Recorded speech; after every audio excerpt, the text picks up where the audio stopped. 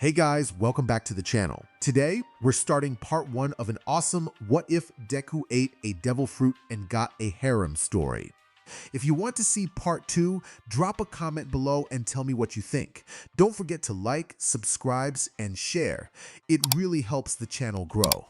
Now sit back, relax, and let's jump into the story. People are not born equal. Yet, despite this reality, Izuku Midoriya was determined to do what he believed was right. Even though his quirk had not yet manifested by the age of 4, and most of his classmates had already developed theirs, he stood firm. Izuku bravely confronted Katsuki Bakugo, who was looming over another boy on the ground, tears streaming down the child's face. Izuku's voice trembled as he declared that he would not allow Katsuki to misuse his quirk to harm others. Katsuki, a spiky-haired boy with red eyes, smirked and cracked his knuckles, unleashing a small explosion from his palm. He taunted Izuku, mocking his lack of a quirk. The situation escalated as another child, whose fingers elongated, joined in, while a chubby boy with red bat wings hovered above them. Together, they charged at Izuku, overpowering him. The long-fingered boy held Izuku in place, while Katsuki and the chubby boy struck him, declaring themselves the heroes and labeling Izuku the villain. In Katsuki's view, heroes always triumphed. With a scoff, they left Izuku on the ground, indifferent to his suffering.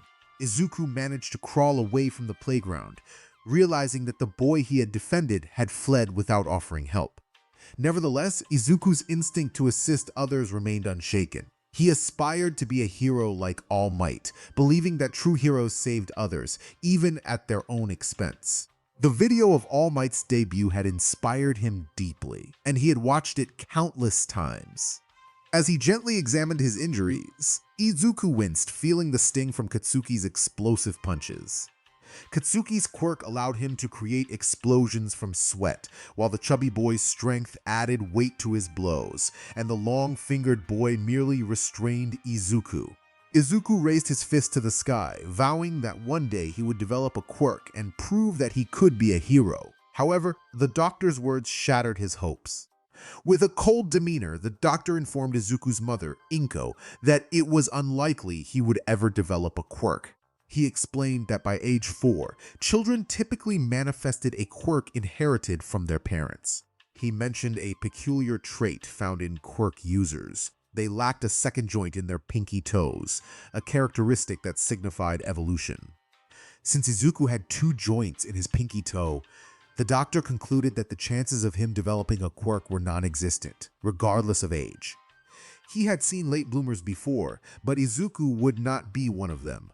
Heartbroken, Inko led her son back to their apartment, struggling to accept that his dreams had been crushed.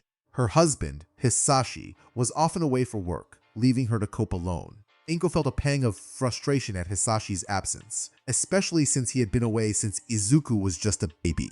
As Izuku sat silently in his room, Inko sought to lift his spirits by playing the All Might debut video.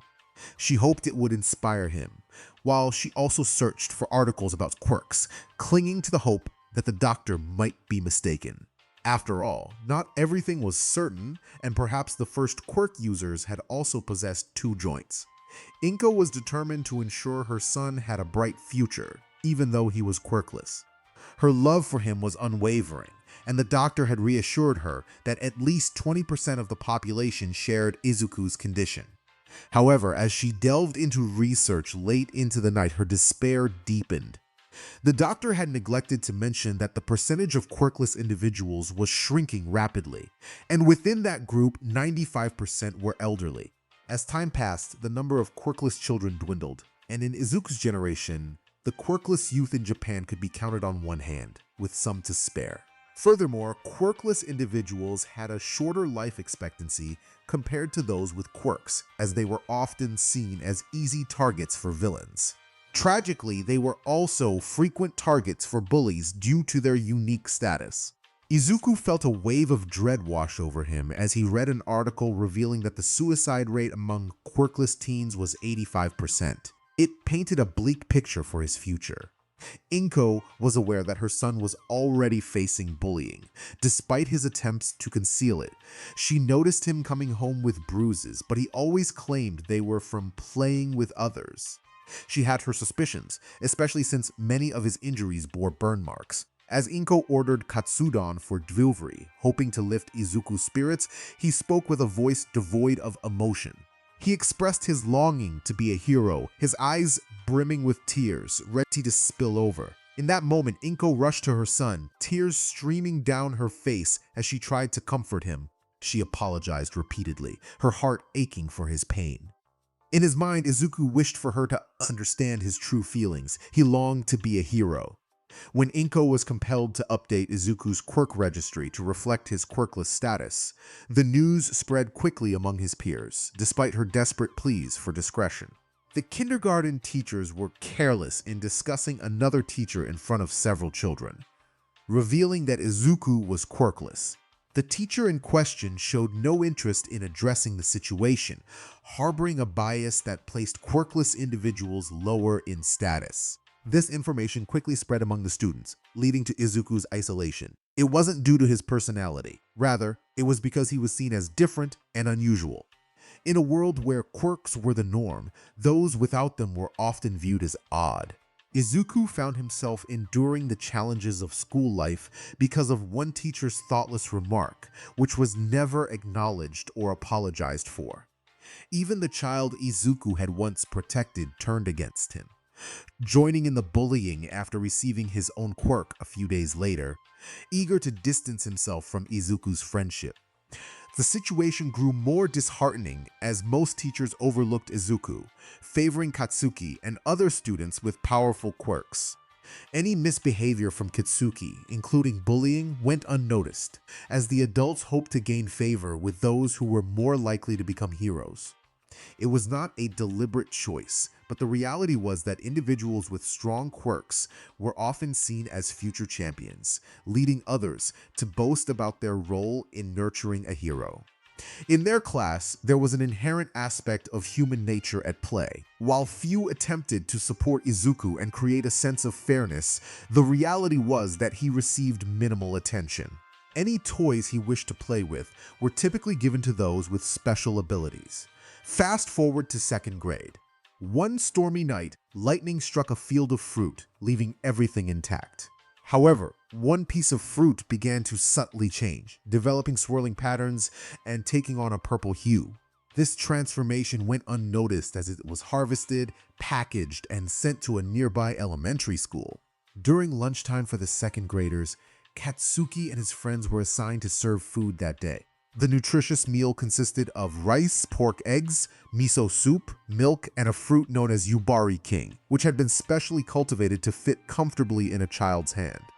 As the children lined up for their meals, Izuku found himself at the end of the line once again as others pushed past him. The second grade teacher was somewhat lenient regarding DSPN, which only added to Izuku's frustration. In contrast, his first grade teacher had been a kind woman who ensured that Katsuki did not have free rein. As Izuku approached the lunch line, Katsuki cast a familiar sneer in his direction. Katsuki, with a sarcastic tone, remarked on Izuku's presence, implying he was merely taking up space. Izuku, feeling the weight of Katsuki's words, hesitantly responded while holding out his plate for food. Katsuki handed Izuku a plate of rice, the burnt parts prominently featured, making it less than appetizing. Despite the rice being edible, it was far from appealing compared to the other options available. Izuku accepted the treatment as he continued down the line, receiving a fish that looked rather unappealing, a bowl of miso soup with scant tofu and nori, and a peculiar purple fruit that one of Katsuki's friends had retrieved.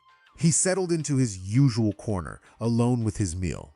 The absence of friends was palpable, stemming from his quirkless status and the fear of becoming Katsuki's next target.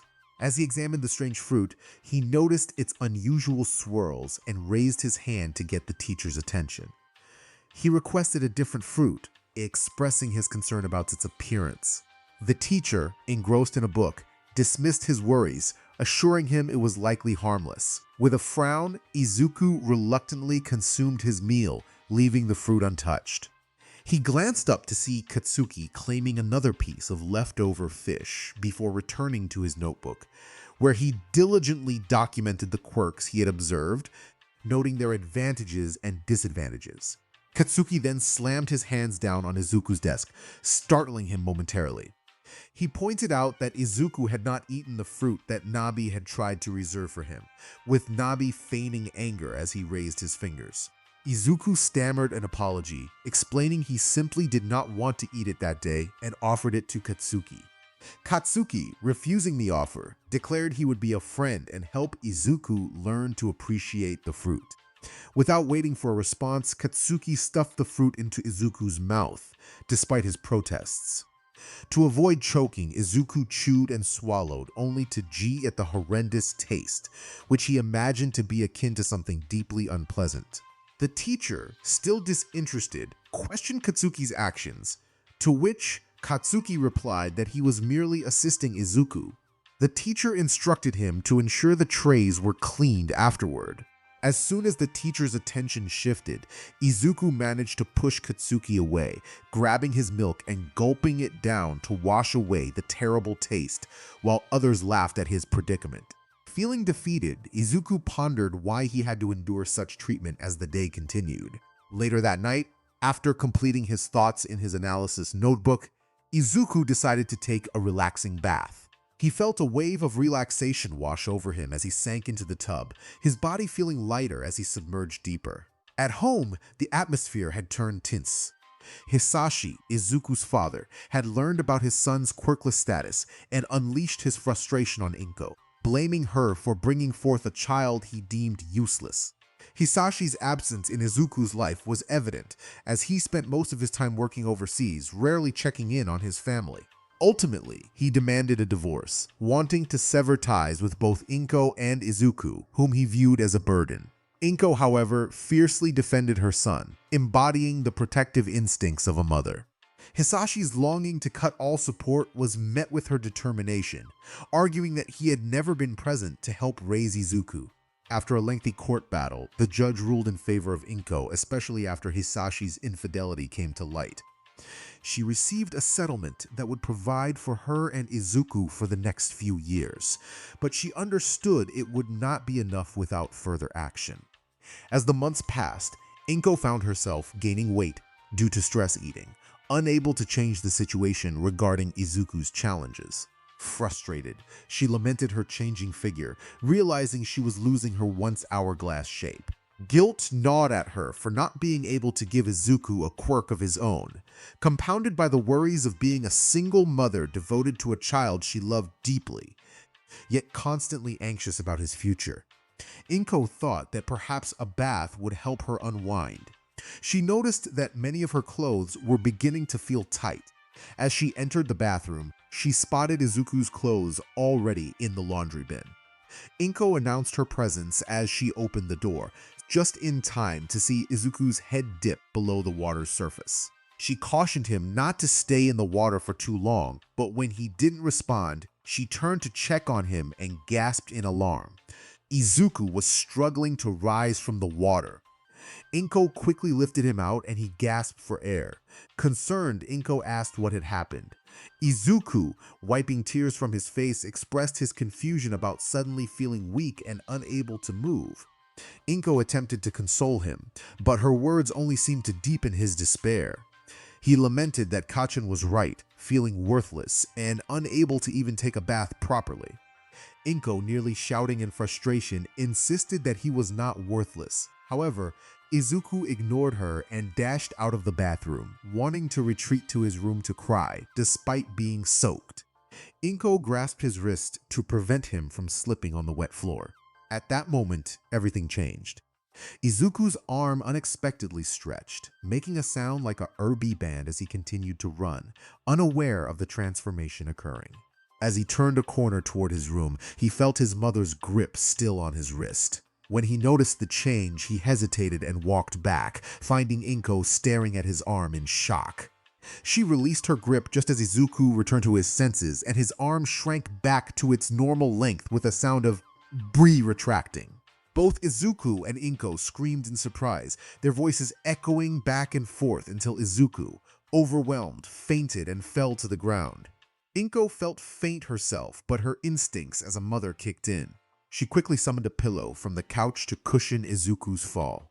Without concern for her state, she used her quirk to pull towels toward her as she rushed to his side, filled with worry. As Izuku slowly opened his eyes, he tried to piece together what had just happened. He questioned whether it had all been a dream, doubting the reality of his arm stretching. He recalled the doctor's words about the impossibility of him having a quirk, especially at his age, and he wondered if he would have inherited something from his parents. He muttered about the strange dream, turning his head to find a soft pillow, only to have his face pressed against his mother's belly. Inko blushed, realizing how much she needed to adjust her eating habits. Concerned, Inko asked if he was all right, momentarily setting aside her dietary plans. Izuku shared his confusion about the dream involving his arm stretching, questioning its possibility. Inko gently clarified that it wasn't a dream. As Izuku blinked, he became aware of his towel-clad waist and his mother's NT, but being only 6 years old, he was blissfully unaware of the implications. Excitedly, he asked if it had really happened. Inko encouraged him to try it for himself. Rising to his feet, Izuku blinked, unsure how to replicate the experience. Inko explained that for his quirk to work, he needed to treat it as an extension of himself, just as he used his legs to walk or his hands to grasp things. It was a part of him. Nodding, Izuku closed his eyes, raised his right hand, and punched the air, willing his hand to stretch. The results brought tears of joy to Izuku and Inko as Iaku's arm began to stretch, his fist soaring into the air until it finally stopped when it struck the bathroom wall, reaching a distance of at least 5 meters. When his fist rebounded from the wall, Inko felt a twinge of worry that Izuku might have hurt himself. Izuku smiled brightly, assuring his mother that it didn't hurt as his arm retracted, examining his right fist. He had felt the impact, but instead of a painful collision, it felt as if something soft had made contact with the wall. With hopeful eyes, Izuku turned to his mother and asked if he could now be a hero. Inko's heart swelled with emotion as she fought back tears. She recognized that look from when he had been diagnosed as quirkless and the heart-wrenching cries that had followed. Now she could see hope shining in his eyes. With a warm smile, Inko confirmed that he could indeed be a hero, finally giving him the affirmation he had longed for. She apologized for not saying it sooner. The two embraced, forgetting their surroundings for a moment. After a few minutes, Inko looked deeply into Izuku's eyes. She asked him about the nickname Deku and who had given it to him. Izuku hesitated, lying that nobody had given him the name, which prompted Inko to give him a knowing look that only a mother could give. Feeling the weight of her gaze and the emotions in the air, Izuku opened up about how Katsuki had been bullying him, explaining the origin of the nickname. Inko huffed, determined to speak with Katsuki's mother about the situation. Izuku quickly shook his head, expressing that he didn't want to get Katsuki in trouble. He understood that deep down, Katsuki wanted to be a hero too. Inko calmly stated that Katsuki still needed to learn, reminding Izuku that sometimes caring for someone meant addressing their negative behavior to help shape their future.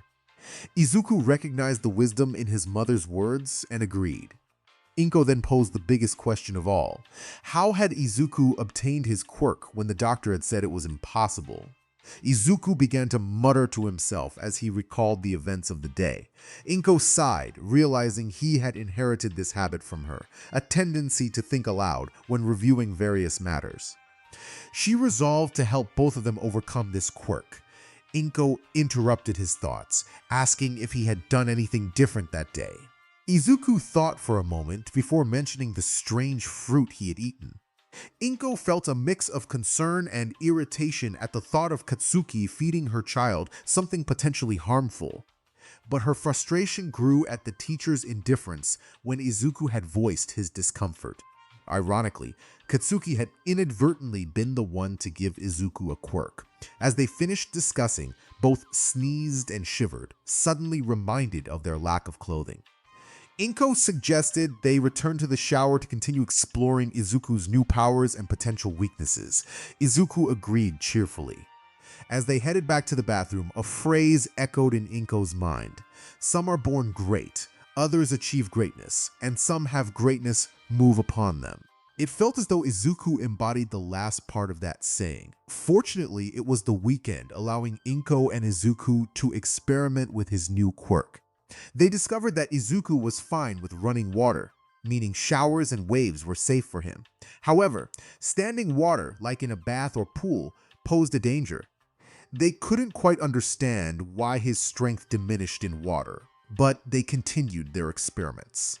They learned that as long as Izuku could exit the tub before the water level reached his waist, he would retain some strength, though he still lost a significant amount when submerged. The deeper he was, the more strength he lost, making swimming out of the question.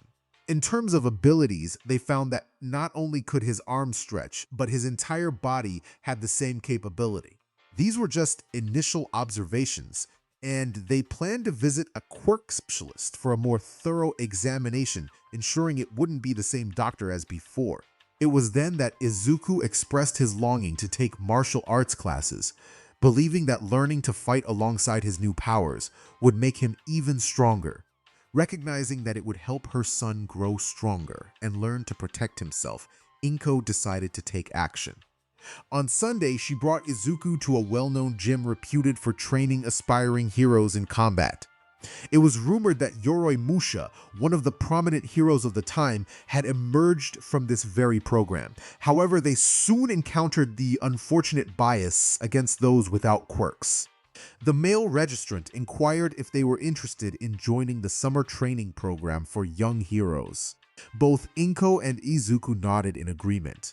He then requested their names and birth dates. After entering the information, he accessed the National Quirk Database and discovered that Izuku was listed as quirkless. With a feigned smile, the registrant informed them that the summer program was full. He suggested they try again next year or seek a different program elsewhere. Disheartened, Inko and Izuku were about to leave when Izuku mentioned he needed to use the restroom. While he went, Inko sat at one of the tables, waiting. Soon, another couple entered with their child. The mother expressed their longing to register their son for the summer program, affectionately patting his head as she provided his details to the registrant. The registrant beamed, stating how thrilled they were to train a boy with a quirk like his. He praised the child's rock fist quirk, claiming it would serve him well in the hero world, and noted that there were still spots available in the program. Inko's frustration grew as she witnessed the disparity, but she remained patient until the parents left with their child. Then, she approached the registrant, her temper flaring. She demanded to know why the other child was accepted, when she had just been told there was no room. The registrant, clearly nervous, stammered that he had made a mistake and offered her a chance to sign up for the program, reducing the fee as an apology. As Inko prepared to sign, she noticed that the top of the contract was obscured. Upon uncovering it, she discovered it was for an aerobics class for seniors at a much lower price. Anger surged within her as she confronted the registrant, refusing to be deceived. At that moment, a manager arrived to investigate the commotion. After a brief discussion with the registrant, he pulled Inko aside for a private conversation. Inko expressed her frustration, explaining her longing to enroll her son in the program. The manager interrupted, insisting they needed to consider their perspective. He explained that they were offering training at a discounted rate, teaching students to harness their quirks alongside combat skills. He emphasized the financial demands of running such a program and the need to be selective about who could join. He added that if any of their students became renowned heroes, it would enhance the gym's reputation and funding.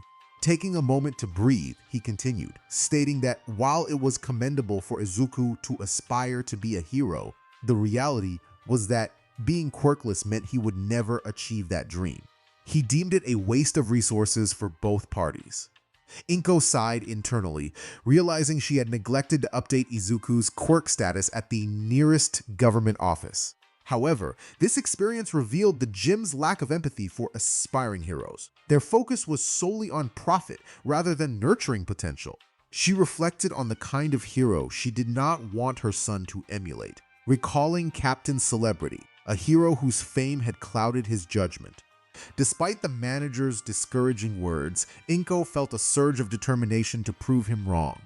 She believed in her son's potential and knew he could be a hero. Holding her head high, she turned away from the manager and called for Izuku as he exited the restroom. There were other places they could explore together. Izuku looked at his tired mother, Inko, and asked if there was no opportunity for him this year. He suggested he could try again next year or train with Katsuki if finances were an issue. Inko reassured him that she wanted to ensure he had a good teacher as she settled onto a nearby bench. They had visited several dojos and gyms that offered hero training, only to encounter the same bias repeatedly. Some were blunt in their rejection, while others were more indirect. One dojo even attempted to extract more money from Inko for Izuku's enrollment, making inappropriate gestures that made her uncomfortable. Inko had firmly dealt with that situation, using her quirk to send a mug flying at him after a swift slap. At this point, she considered enrolling Izuku in a regular martial arts dojo that didn't judge based on quirks.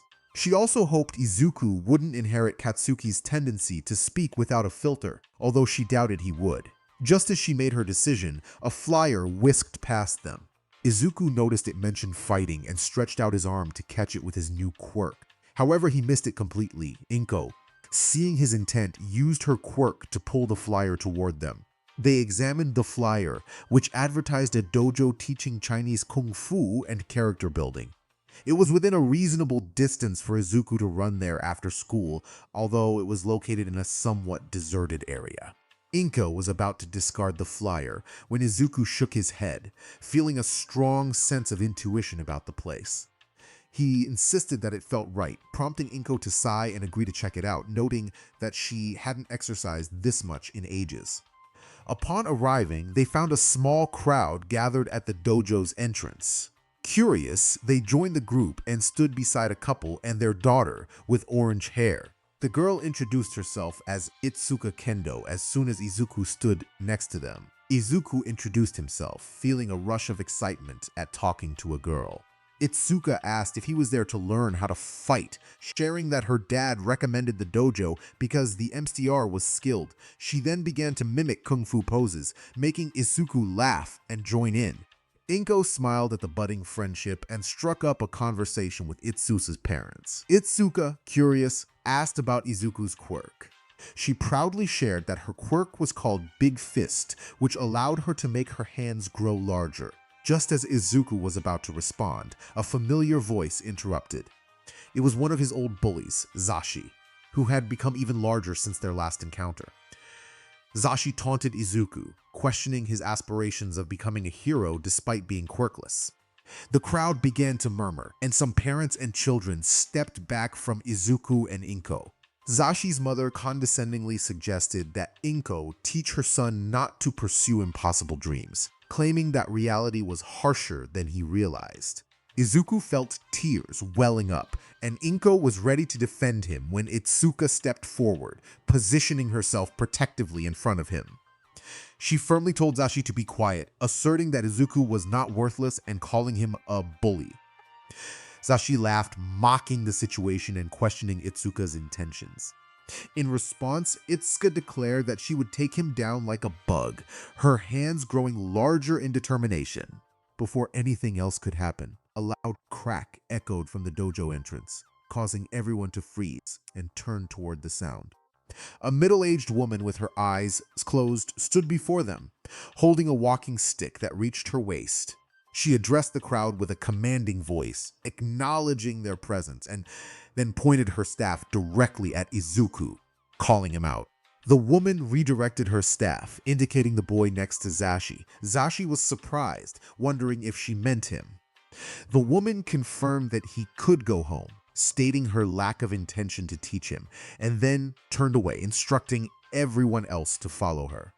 Zashi's mother was taken aback, stepping forward in disbelief. She expressed her frustration, questioning how the woman could refuse to teach her son. Before she could finish her thought, a rock flew past her cheek, propelled by the woman's stick without her even looking back. The woman firmly reiterated her stance, stating she did not teach those who lacked honor or morals. The air around them grew tense, causing many to step back in apprehension. Zashi's mother reluctantly agreed to leave, insisting they could find a better place, especially if they were going to take that boy. With that, they departed, along with several other families. The remaining crowd stood still as the woman began to fade from view. Itsuka then stepped forward, pulling Izuku along with her. Excitedly, Itsuka urged them to go, and Izuku began to smile. The crowd followed the two children into the dojo, entering a well-lit room with wooden floors and tatami mats in the center. The woman instructed them to register, pointing to a table where two people waved at them, surrounded by application forms and pens. One of the parents remarked on the old-fashioned setup, only to receive a light tap on the head from the woman. She introduced herself as Rekai, the Grand Master of the dojo, stating she didn't care what type of quirk anyone had. Her focus was on physical training and fighting skills without relying on quirks. She mentioned that experimentation with quirks could take place after class or during specific times throughout the week, with pricing details available at the registration table. As they registered, Itsuka wondered aloud why Rekai's eyes were always closed. Izuku speculated that she might be blind, noting her keen ability to hear everything, even from a distance, and how she never turned to aim her stone. He suggested that her quirk might relate to sonar or touch. Rekai suddenly appeared behind Izuku, startling him and causing him to leap into Itsuka's arms, who quickly adjusted to support his weight. She confirmed that she was indeed blind, explaining her emitter-type quirk called sonar, which allowed her to use her hearing to locate people like a bat uses echolocation. She shared that she lost her sight in an accident, but trained her quirk and body to adapt, honing her ability to sense movement based on muscle tension and vibrations from the ground. Izuku expressed his excitement, his eyes shining with wonder. Itsuka, feeling the strain in her wrists, asked Izuku to get down. Apologizing, he complied and pulled out his hero analysis for the future notebook, eager to jot down notes. Rekai chuckled, expressing her fondness for the two before walking away. Time passed, and as 6th grade began, Izuku still had no friends at his elementary school, but he had formed many bonds at the dojo. Some new students had joined, while others had left. Still, Izuku spent the most time with Itsuka, experimenting with their quirks and sparring together.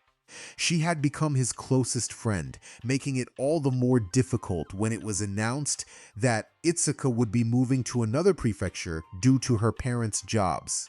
Izuku, holding Itsuka's hands, expressed his sadness at her departure, declaring she was his best friend. Itsuka, trying to comfort him, reminded him that a real man doesn't cry, though her own eyes were misty from the thought of leaving her friends behind.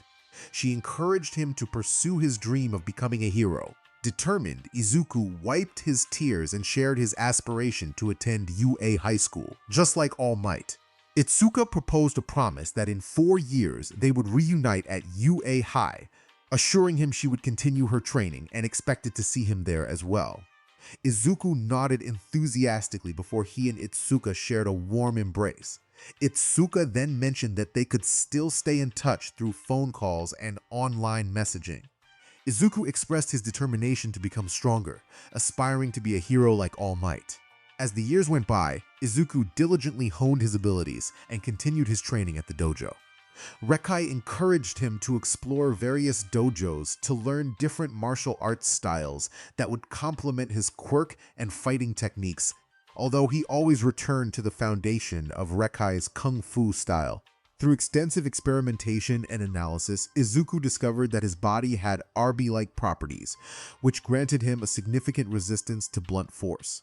To Inko's alarm, he insisted on testing his limits, revealing that he could withstand certain bullets.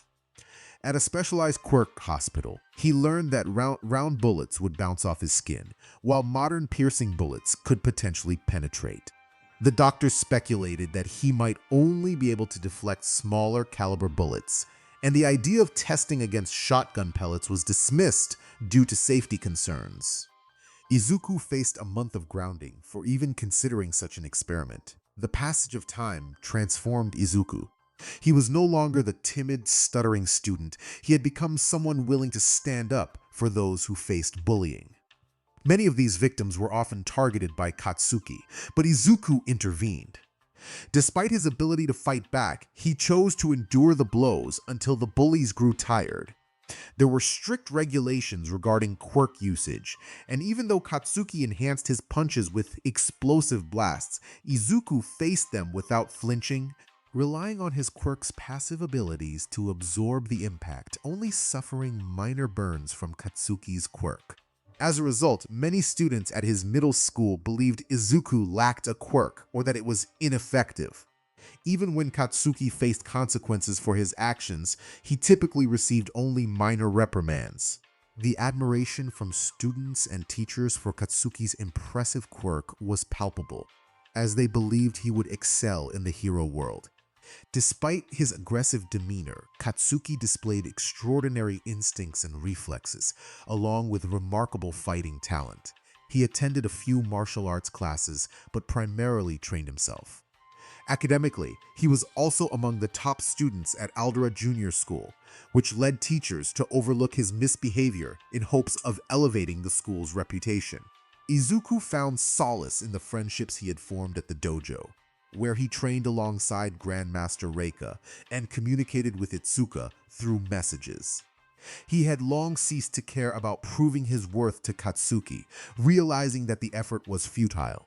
He stopped calling Katsuki by his childhood nickname, opting instead for his last name, Bakugo, which he used sparingly in class and more often when defending others. However, Katsuki continued to refer to him as Deku. The teacher addressed the third-year students of Aldera Junior School, emphasizing the importance of contemplating their futures. He dramatically dropped the career forms onto his desk, highlighting their significance. With a flourish, he scattered the papers into the air, his serious demeanor shifting to one of enthusiasm as he expressed his belief that all the students aspired to become heroes. Most of the class responded with excitement, showcasing their quirks, some more subtly than others. The teacher acknowledged their abilities, but reminded them that using quirks in school was against the rules. Katsuki, with a dismissive laugh, declared that he was above the others, keeping his feet on his desk and refusing to demonstrate his quirk. He belittled his classmates, calling them extras and telling them to be quiet. The teacher, glancing at his clipboard, recalled that Katsuki was applying to UA High School. The students began to buzz with shock and admiration at the news. That high school. The cutoff score for this year was 79, and their acceptance rates were incredibly low. The cutoff score keeps rising. Not only is it the top national school, but the entrance examination is so tough that many applicants end up injured. Katsuki grinned as he leaped onto his desk from his chair in one fluid motion, declaring that all the chatterboxes were just extras. He had aced the mock exam with the highest score in the school, and believed he was the only one capable of getting into UA. He was determined to surpass All Might as the top hero and become the greatest hero in history, not to mention one of the richest people in the world. The teacher noted that Midoriya was also applying to UA after Katsuki's speech and savage grin. Katsuki froze at that statement as the rest of the students turned to stare at Izuku. He had been focused on his notes in his future hero analysis notebook until he heard his name. Looking up, he saw everyone staring at him, and 2/3 of the class burst into laughter, while the remaining third displayed mixed emotions. Katsuki was not among the laughing crowd. Midoriya, in the hero course, a student with sharp teeth, laughed. You can't get into a hero course, let alone UA. Just by having good grades, taunted another student with a long nose and a heightened sense of smell. The third of the class that wasn't laughing didn't defend him either, and the teacher did nothing to stop the laughter. Katsuki slammed his hand onto Izuku's desk, using his quirk to make the desk explode. Izuku moved his notebook to safety as the desk erupted, remaining calm and still, not even flinching. Katsuki cursed, furious that Izuku thought he could compete with him. He reminded Izuku that he was quirkless. His hands were still steaming, and sparks flew around him. Izuku sighed, glancing at the teacher, who was doing nothing to defuse the situation, just like all the other teachers in the past. No one wanted to confront Katsuki due to his temper and potential as a hero. Izuku stated that it was his decision to apply, not Katsuki's. Katsuki shouted back, insisting that just because Izuku was taking martial arts classes, he couldn't think he was on the same level. He claimed the best Izuku would ever be was a punching bag. Izuku replied dryly, recalling that the so-called lame hag had defeated Katsuki when he tried to force his way into the dojo. Katsuki bristled at that memory. Back in 5th grade, he had heard from his mother about Izuku's dojo lessons and decided to show off.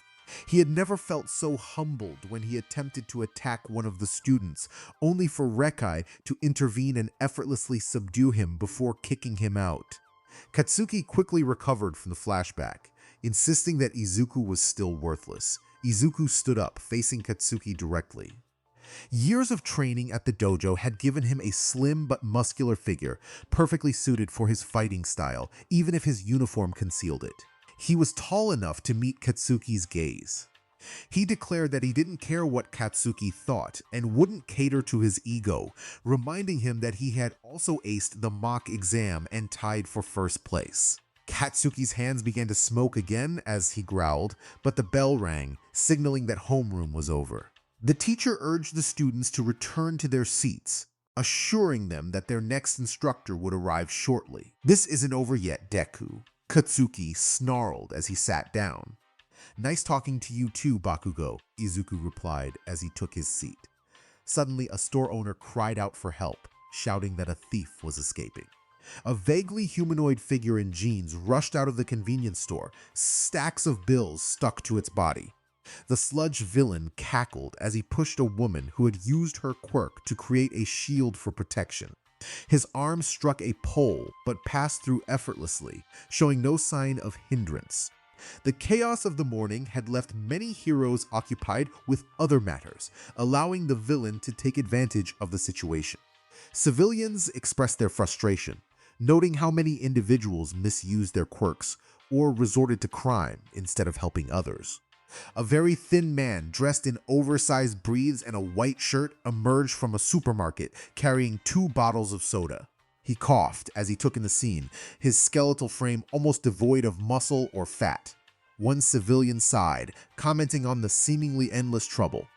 Suddenly, the skinny man began to transform, growing taller and more muscular. His clothes fit him snugly, showcasing his newfound strength. With a confident smile, he declared that there was indeed an end to the chaos, prompting gasps of admiration from the civilians as he stepped forward. The villain caught sight of the commotion and felt a surge of fear as the crowd began to rally around the figure. Meanwhile, Izuku thought to himself that the incident had finally settled as class ended.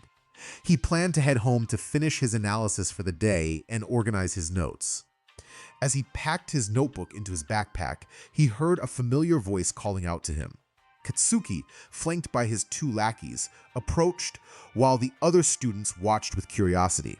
Izuku, feeling weary, asked what Katsuki wanted. Katsuki smirked, explaining that the best heroes showed signs of greatness even as students, sharing stories from their childhood. He proclaimed his intention to be the first from his public middle school to enter UA, calling himself a perfectionist. The watching students silently thought about Katsuki's vanity. Katsuki continued, placing a hand on Izuku's shoulder, which began to emit smoke. He warned Izuku not to even consider applying to UA for any course. Izuku glanced at the smoking hand, then back at Katsuki with a calm demeanor. In a swift motion, he grabbed Katsuki's wrist, pulling his hand away and executing a quick takedown, placing Katsuki in an arm lock. Before Katsuki could react, Izuku released him and nudged him to the ground. Izuku looked down at Katsuki, who appeared shocked and stated that it had always been his dream to attend UA. He had made a promise to a friend to get in and would not break it for Katsuki's selfish desires. He insisted that his admission would not hinder Katsuki's chances and turned to leave. As Izuku walked toward the door, Katsuki shouted that he would never get in, labeling him a quirkless nobody. Izuku paused for a moment before responding that Katsuki could believe what he wanted. Katsuki's frustrated shout followed him as he exited. On his way home, Izuku contemplated his plans for the next 10 months.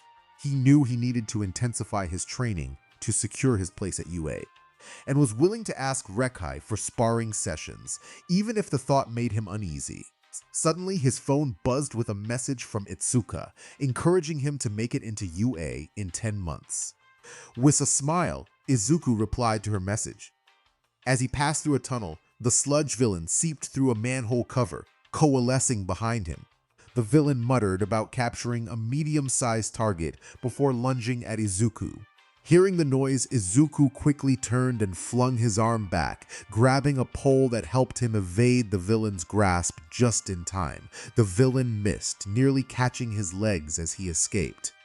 The sludge villain smiled as he approached, claiming that he was merely trying to take over Izuku's body. He assured the young hero that after just 45 seconds, he wouldn't feel a thing. Izuku narrowed his eyes, analyzing his opponent. The villain had two large, misshapen yellow eyes and a wide mouth filled with sharp teeth, appearing to be composed of some sort of fluid, making physical confrontation seem unwise. The villain thought about needing a body strong enough to defeat Izuku or to hold him hostage, and then sent multiple tentacles to capture him. Izuku glared for a moment before skillfully dodging the tentacles, executing movements that would have incapacitated an ordinary person. However, thanks to his arb-like body, he was able to evade the attacks. He felt grateful for the footwork training he had received from Rekai as he continued to dodge while strategizing on how to defeat the villain. Meanwhile, Toshinori Yagi, known as All Might, punched a manhole cover aside and emerged from the sewers, groceries in hand, in pursuit of the sludge villain. He was taken aback to see a civilian, no older than 15, skillfully evading the slippery foe. All Might admired the impressive movements, recognizing that such agility would confuse many opponents. He watched as Izuku dodged another attack, landing on his hands and spinning to evade yet another strike. All Might snapped himself out of his admiration, remembering he had a mission to complete and a time limit to consider. The sludge villain grew frustrated, finding Izuku's movements elusive, likening him to a ghost. He decided to launch an all-out attack, sending multiple tentacles to surround the young hero. All Might announced his presence, causing both Izuku and the sludge villain to stop in their tracks. The villain halted in shock, while Izuku looked on in admiration. All Might declared that he was there to help. The sludge villain, startled, swung a larger tentacle shaped like a hand at All Might. The hero easily ducked under the attack and prepared to counter. With a powerful punch, All Might unleashed a Texas Smash, sending the sludge villain flying and breaking him apart into smaller, manageable pieces. Izuku braced himself against a pole, stabilizing himself against the strong winds generated by All Might's punch. He marveled at how the hero had calculated his attack to avoid harming him. In awe, he watched as All Might emptied soda bottles from his grocery bag, using them to contain the main body of the sludge villain. Concerned, All Might asked if Izuku was alright, prompting the young hero to snap out of his daze. Izuku excitedly expressed his admiration for All Might, revealing that he was a huge fan and aspired to be a hero just like him. He eagerly requested an autograph. All Might laughed heartily, pleased to see Izuku safe. He apologized for the young hero's involvement with the villain, acknowledging that he usually didn't make rookie mistakes. He complimented Izuku for distracting the villain long enough for him to arrive. Noticing the title of Izuku's notebook, he asked if he could take a look. Izuku eagerly agreed, and as All Might flipped through the pages, he was taken aback by the detailed analysis and drawings. His eyes widened as he read about the newest hero mount Lady, and noted Izuku's thorough observations regarding her quirk, growth, and other statistics. All Might was impressed and slightly alarmed by the level of detail in Izuku's notes, realizing the potential danger if such information fell into the wrong hands. He pondered whether Izuku could be the one he had been searching for, but decided it was too early to tell, especially considering his old sidekick, Sir Night-Eye, had his own candidate in mind. Finding an empty page, All Might signed the notebook, filling 2 pages with his signature. He returned it to Izuku, taking a moment to memorize the boy's name, confident that this dedicated student would become a hero one day. Izuku expressed his gratitude with a deep bow, overwhelmed by the encounter. All Might declared that he needed to take the villain to the authorities, his voice booming with authority as he stuffed soda bottles into his pockets. He proclaimed that a professional hero battles not only enemies but also time itself, thanking Izuku for his support before taking a giant leap into the sky, quickly vanishing from view. In their haste, neither noticed the soda bottles slipping from All Might's pockets. Izuku was ecstatic, clutching the notebook tightly and muttering excitedly about how the signature would become a family heirloom. His habit of stringing words together when excited was evident, especially after meeting All Might in person. Checking the time on his phone, Izuku dashed home. Upon entering, he announced his arrival, stating he would be going for a run and heading to the dojo. He quickly dropped his backpack and began changing his clothes. His mother, Inko, looked up from her computer, where she worked as a virtual assistant and transcriptionist. Since Izuku had developed a quirk and started attending a dojo, Inko had shed her guilt over eating too much and had even become more appealing with age, thanks in part to her friendship with Mitsuki, Katsuki's mother. Mitsuki, a former idol, had encouraged Inko to get fit, and together they became gym partners, pushing each other to maintain their health. Inko's transformation had drawn attention at the gym, even leading to a fashion magazine publisher approaching them for a modeling opportunity. Sensing the man's ulterior motives, Mitsuki had firmly refused while playfully showcasing her own figure before leading Inko away. In a twist of fate, they ended up appearing in another fashion magazine thanks to a connection Mitsuki's husband, Masaru, had. Though their sons' relationships were strained, the mothers remained close friends. Izuku, now dressed in a green workout shirt and sweatshorts, asked what they would have for dinner. Inko inquired about his preference, and Izuku eagerly requested katsudon, pleading for it when she hesitated. With a smile, Inko agreed, reminding him to be safe during his jog. Izuku grabbed his phone, plugged in his headphones to enjoy some music, and took his thermos filled with a homemade electrolyte drink for his workout. Meanwhile, Katsuki walked with his friends, frustration bubbling inside him. He crushed an empty soda can and tossed it into a recycling bin, vowing to confront Izuku next time they met. One of his friends questioned whether he was going too far, while another reminded him that they had been childhood friends. Katsuki muttered that it was Izuku's fault, feeling irritated by everything he did. He couldn't understand how someone without a quirk could aspire to be a hero. His friend suggested that Izuku might have a subtle quirk, pointing out how he seemed to withstand pain better than anyone else. They recalled how Roken had punched Izuku multiple times without leaving a mark, speculating that he might possess a unique ability. Katsuki dismissed the idea, attributing Izuku's resilience to martial arts training, still viewing him as nothing more than a punching bag. In a fit of anger, Katsuki kicked a bottle, watching it bounce off the wall and land in a trash can. When he caught the smell of smoke, he turned to his friends, furious. He warned them about smoking around him, emphasizing that any trouble would reflect poorly on him. His associates remained silent, pointing behind Katsuki in fear. Katsuki turned around, confused and alarmed. The sludge villain, hidden beneath an invisible cloak, lunged at Katsuki with a powerful quirk. Meanwhile, All Might leaped from rooftop to rooftop, eventually stopping to rest on one. He emitted smoke and coughed, feeling the toll of his transformation as he reverted to his frail form, Toshinori Yagi. Toshinori sighed, acknowledging his need for a brief respite. He realized that his time using One for All was dwindling as days passed, and he needed to find a successor soon. His injuries, severe and debilitating, would not heal quickly. He had lost vital organs in an accident, and the longer he delayed passing on his legacy, the more time his archenemy had to recover and threaten Japan again. This urgency drove him to take a teaching position at UA, hoping to prepare students and identify a worthy successor. Suddenly, an explosion echoed from a few blocks away. Toshinori checked his pockets and paled when he discovered his bottles were missing. Panic set in as he hurried down the stairs. Izuku jogged through the streets, a light sheen of sweat on his forehead. Pausing to take a sip from his drink, he noticed smoke rising in the distance. Intrigued, he jogged toward the source, eager to gather data for his notes. He pulled out his cell phone, hoping to jot down observations since he lacked his notebook. As he approached, the smoke thickened, accompanied by more explosions. He reached a shopping district and pushed through the crowd for a clearer view of the chaos. He recognized the sludge villain from the tunnel and wondered how he had escaped capture by All Might.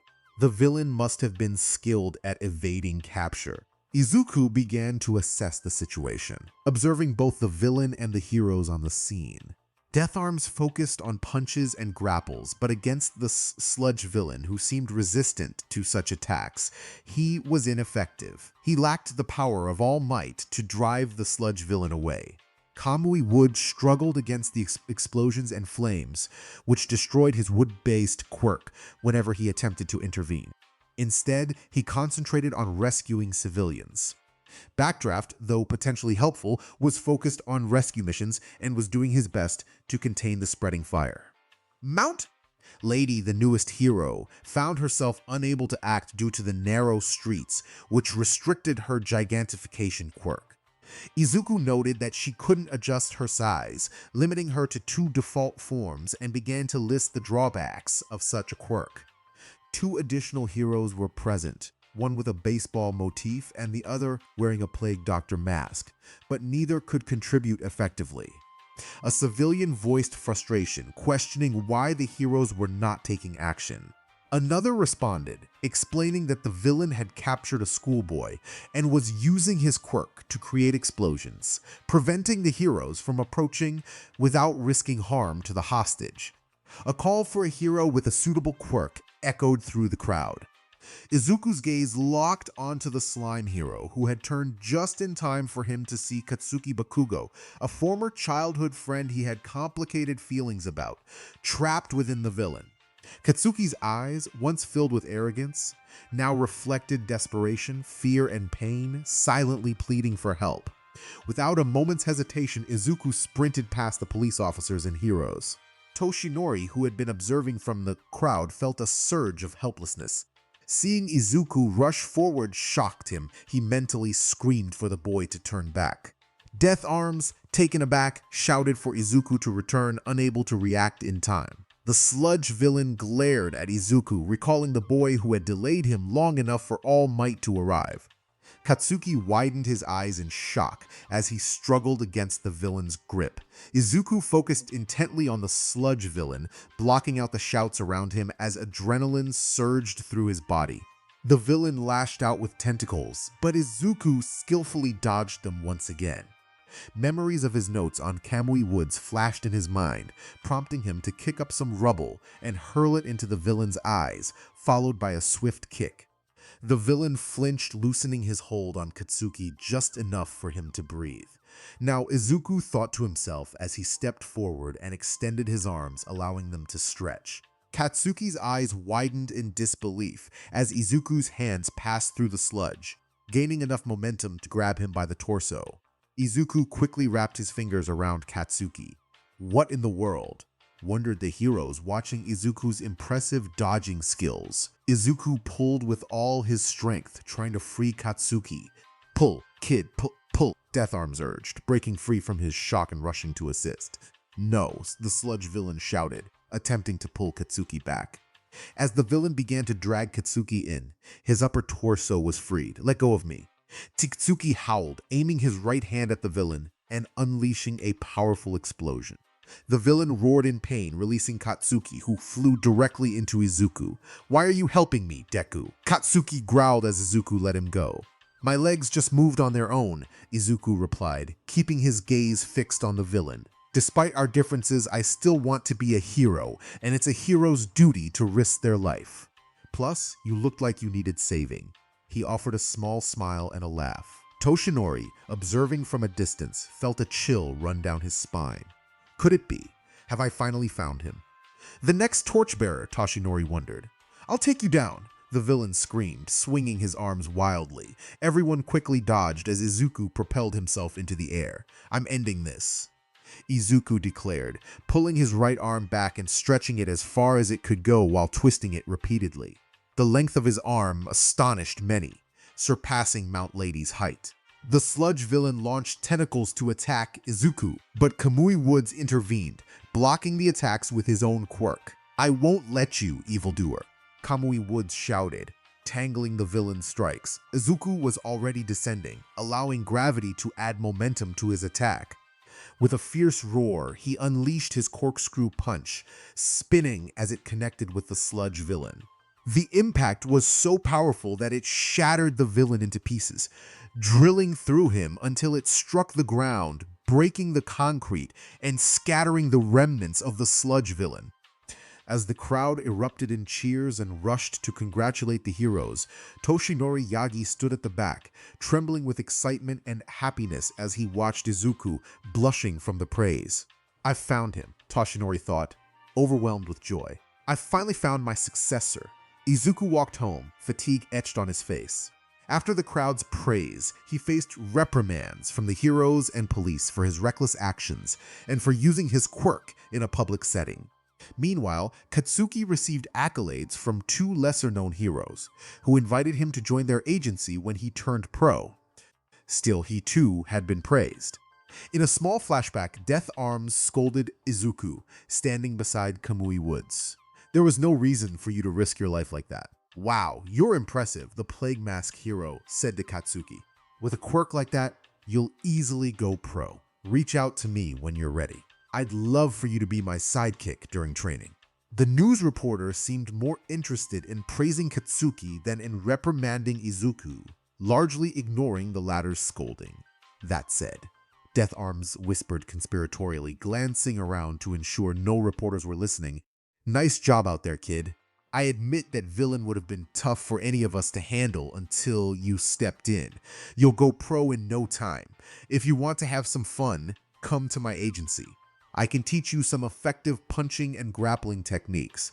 Kamui Wood playfully slapped Death Arm's chest, suggesting that the newcomer should join his agency. He believed their powers could complement each other perfectly, and he could teach some restraining techniques. The two heroes began to bicker, which lifted Izuku's spirits. They needed to maintain the facade of enforcing the law, even though Izuku had assisted, to prevent others from misunderstanding the situation and resorting to vigilantism. As the flashback faded, Izuku recalled how he had helped the police and heroes tidy up the shopping district, provided his testimony, and then departed. Katsuki had briefly stopped him, boasting loudly about how he didn't need assistance and could have handled the sludge villain alone, before strutting away, declaring his quirk was superior. Izuku sighed to himself, realizing he wouldn't make it to the dojo that day. The entire incident had consumed a significant portion of his time. Just as he was about to turn a corner, someone he never expected appeared before him. All Might dashed around the corner, announcing his presence with enthusiasm. Izuku was taken aback, feeling a rush of excitement at seeing the number one hero again. He wondered what had brought All Might to him. All Might's laughter echoed as he spoke, expressing his longing to talk to young Midoriya.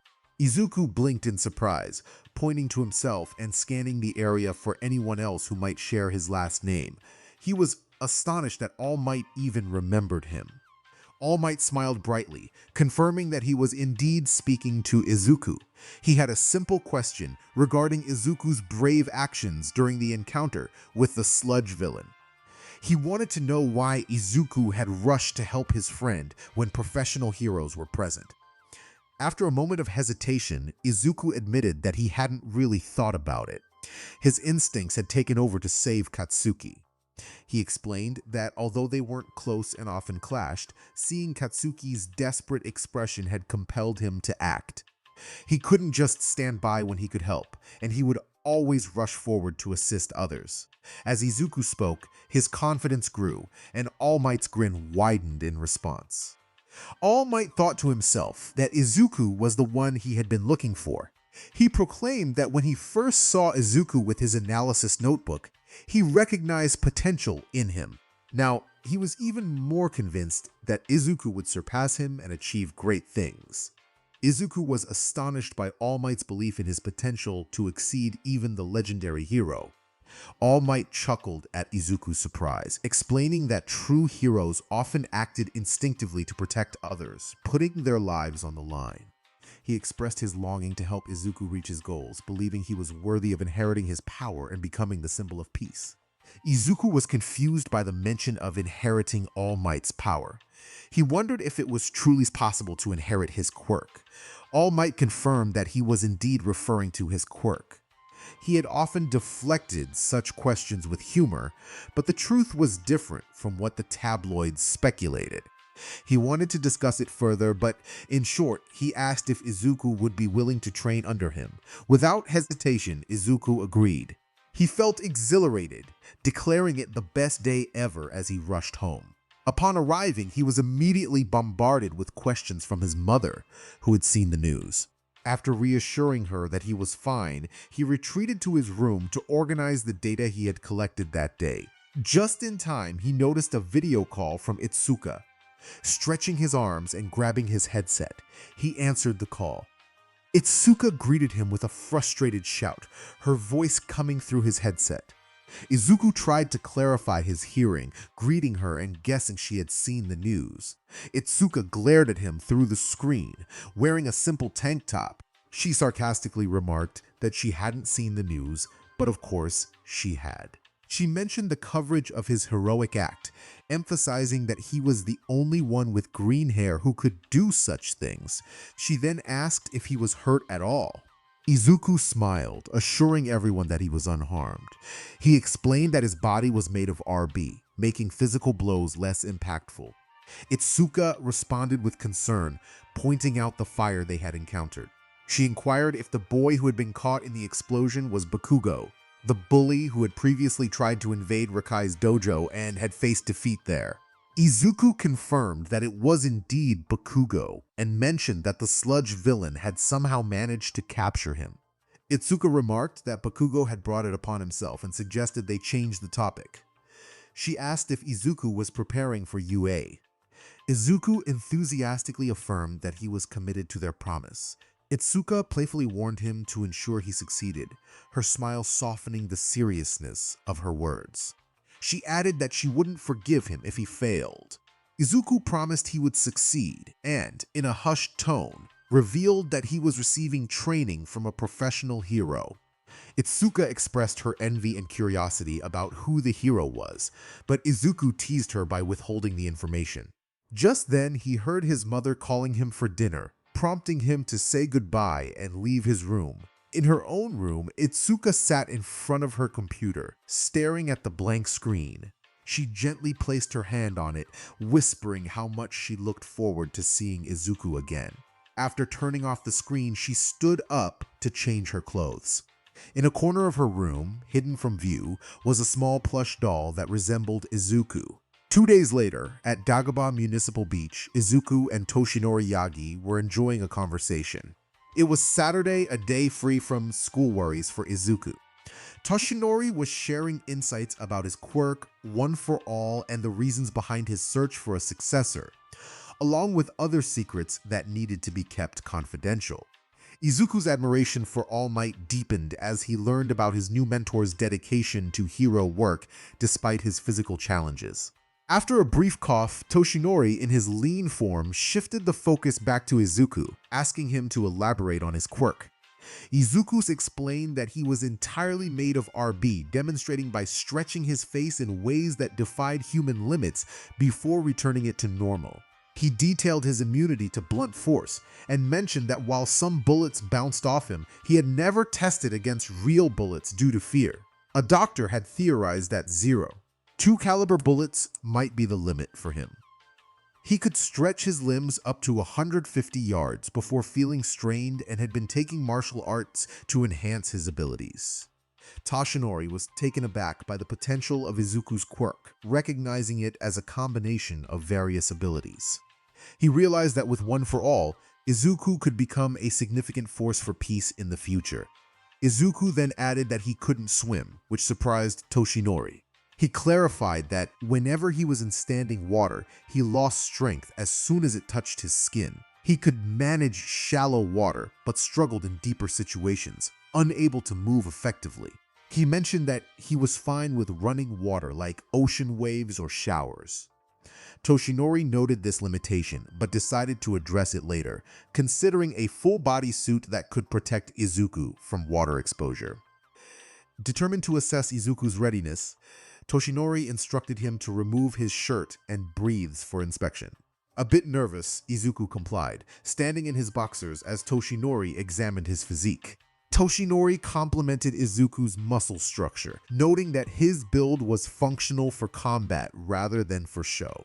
He remarked that Izuku's body was strong enough to handle one for all without risking injury.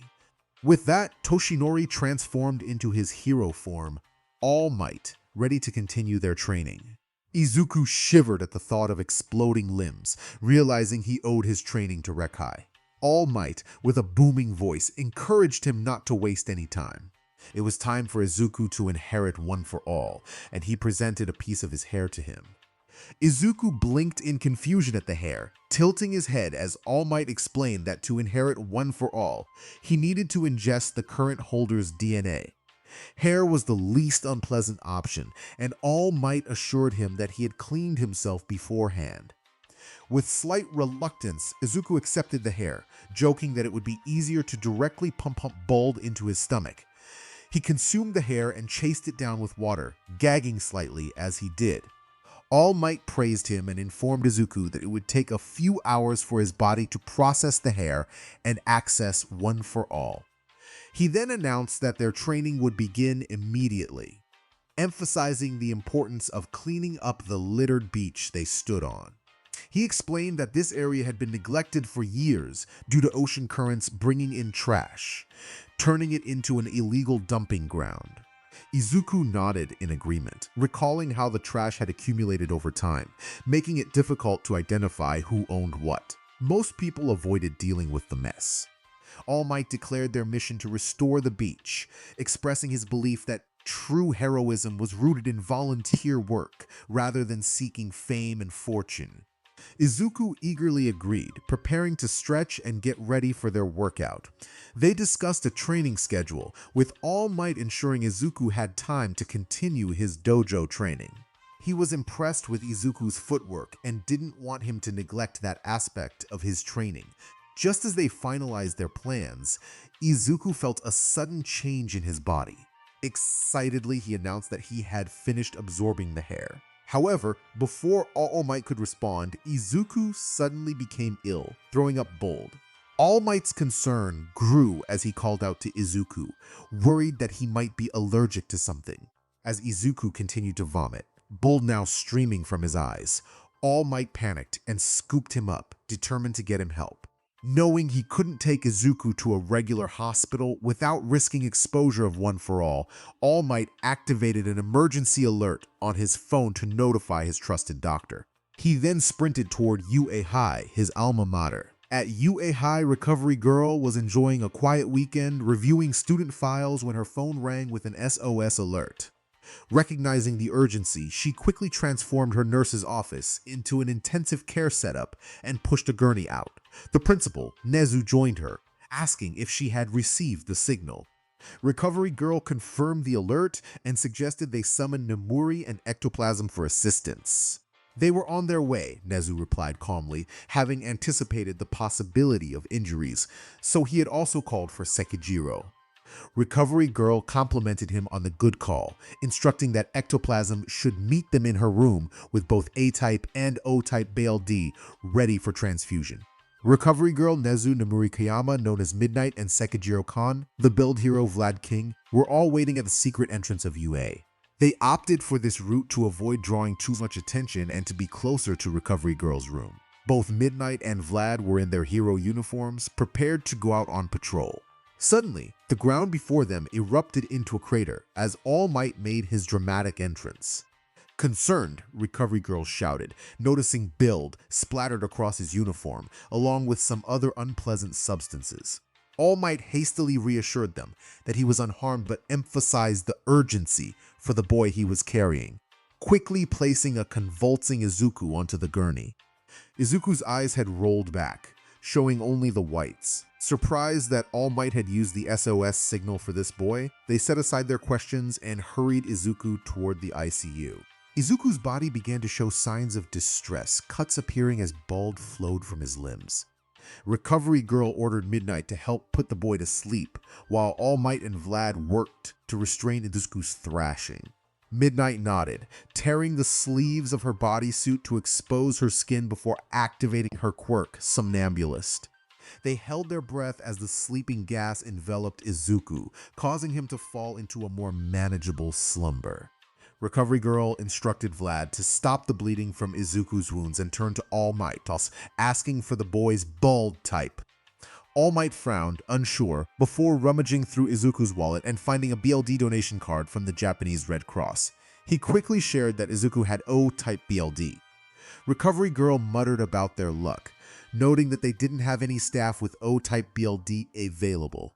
She directed Midnight to rush to the nearest hospital for any O-type BLD packets they could spare, and instructed Vlad to ensure the cuts remained closed, as Izuku couldn't afford to lose any more BLD. Midnight dashed out, jumping into her car and speeding off. The others entered the room to find Ectoplasm and his clones preparing for the BLD transfusion, with a packet already hanging on the infusion stand alongside an IV drip. Recovery Girl instructed them to replace the BD-BD packet with O-type BD, as All Might and Vlad carefully moved Izuku onto the bed.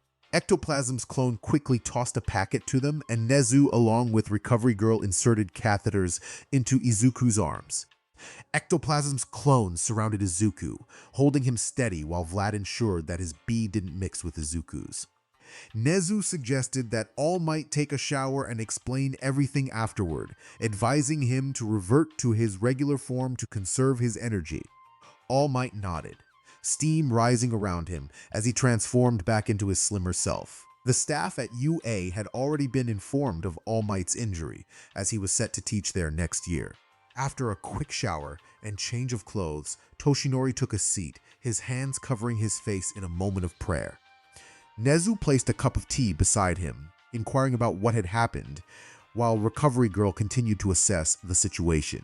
Toshinori shivered, expressing his confusion about the sudden turn of events, noting that one moment Izuku was fine, and the next, he was in distress. Nezu pressed for the reason Toshinori had brought Izuku to UA instead of a nearby hospital. Toshinori gravely explained that Izuku was his successor, the one he had chosen to carry on the legacy of One for All.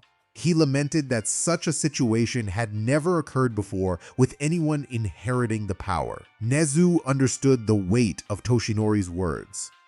The secret of One for All could never be revealed to the public, or chaos would ensue, reminiscent of the early days when quirks first emerged. Nezu inquired if there was something Izuku might have been allergic to, perhaps even Toshinori's shampoo. Toshinori clarified that he had used a special shampoo given to him by Recovery Girl, which should not have caused any adverse reactions. His fists clenched as he expressed his feelings of failure. He had not been able to save his MSDR due to his own weakness, had not fully defeated All for One because of his pride, and now he feared he had failed his successor, which could lead to losing One for All and potentially costing Izuku his life. He felt he had taken a promising hero and shattered his future. Nezu gently patted Toshinori on the back, struggling to find the right words to comfort him.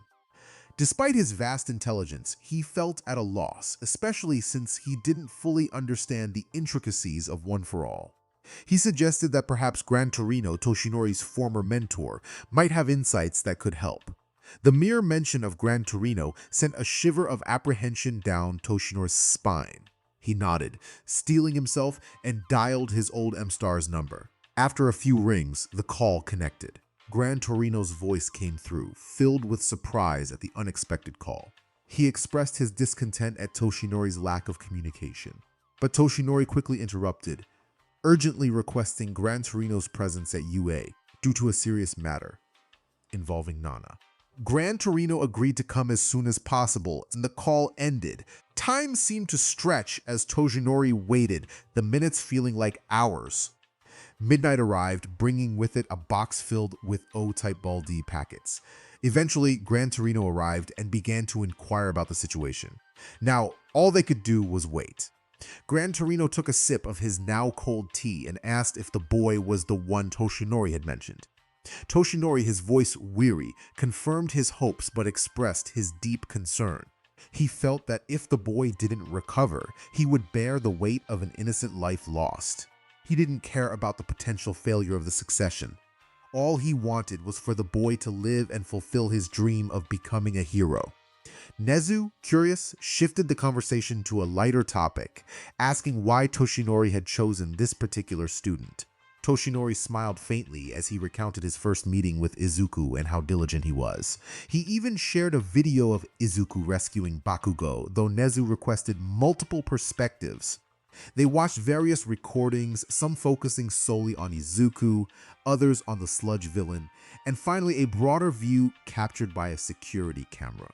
Nezu remarked on the impressive nature of the footage, though it was disheartening that 6 professional heroes had been present yet unable to intervene effectively. Many of them were graduates of UA, which added to Nezu's frustration. Toshinori reflected on his own inaction during the incident, berating himself for not stepping up when it mattered most. Gran Torino, noticing Toshinori's guilt, playfully kicked him, emphasizing the need for heroes who could act decisively. Nezu expressed his concern about the current state of hero training, suggesting that if they were sending heroes who felt they needed someone with a suitable quirk to handle situations, changes were necessary. Toshinori inquired about the direction of the hero program, recalling that it was intended to be more combat-oriented, which was part of the reason he had been hired. Nezu confirmed this, but added that they needed to enhance the hero's problem-solving abilities. He began to brainstorm ways the 6 heroes could have worked together to defeat the villain and save the hostage, noting that some could have managed it alone. Their discussion was interrupted when Recovery Girl entered the room. The 3 men quickly asked about Izuku's condition. Recovery Girl informed them that he was stable for the moment, and mentioned that Ectoplasm was using his clones to monitor him closely. She noted that Izuku's body was quite unique, being entirely composed of RBB. Toshinori acknowledged this, and Recovery Girl continued, revealing that even his bones and organs were made of the same material. She expressed her concern about how she would resuscitate him if needed, given her inability to use electricity on him. Toshinori reacted with alarm at the thought of Izuku's heart stopping, but Recovery Girl quickly reassured him that it hadn't. She explained that if it had, she would have relied on Toshinori or Vlad to assist manually. Nezu inquired about the underlying issue, and Recovery Girl admitted she was uncertain. The BLD work showed no signs of infection, and his white BLD cell count was normal. For now, his pulse remained steady, but if his condition didn't improve, she might need to transfer him to a hospital for further scans. Toshinori nodded, emphasizing the importance of saving young Midoriya. After 2 hours had passed since Recovery Girl learned about Midoriya, she prepared to arrange for Izuku's transfer. Suddenly, Ectoplasm rushed into the room, announcing that the boy had started thrashing again, and this time with enough force to disrupt his clones. They all hurried into the room, with Toshinori transforming into his All Might form, ready to take Izuku to the nearest hospital, regardless of any damage to the school. Upon entering, they were surprised to find Izuku sitting up and apologizing to the clones as one of them handed him a cup of water. All Might rushed toward him, filled with concern, asking if he was all right. Izuku took a sip of water before responding, curious about the time and his location. Nezu informed him that he was at UA High and that he had been unconscious for the past 7 hours. Izuku exclaimed in disbelief, realizing he needed to text his mother to reassure her that he was okay. After sending a few quick messages and spending about half an hour in awe of being at UA High while various heroes checked on him, Izuku found himself alone in the room with Toshinori, Nezu, Recovery Girl, and Gran Torino. Toshinori, having returned to his regular form, inquired if Izuku knew what had happened, having assured him that everyone present had his complete trust and was aware of One for All. Izuku nodded, explaining that during those 7 hours he had been in a fascinating place within his mind. He had learned more about how he acquired his quirk and its origins, as well as additional details about One for All.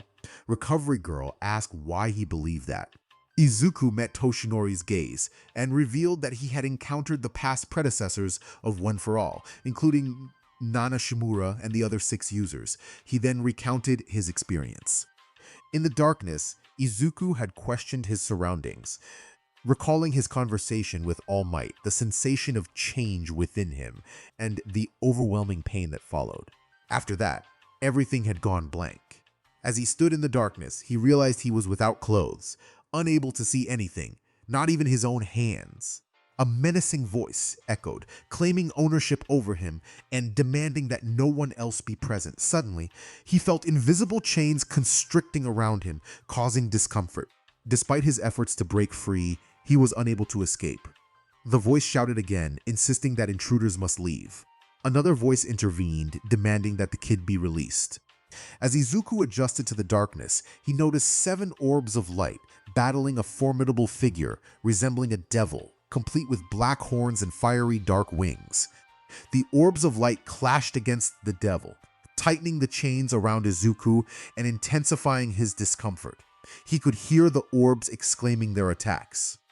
The devil shouted for them to leave, swiping at the orbs and causing further pain to Izuku. Feeling overwhelmed, Izuku thought he couldn't endure much more and pleaded for them to stop. Both the devil and the orbs ceased their movements, turning to see Izuku bound and in distress. One of the orbs accused the devil of causing Izuku's suffering simply by being present.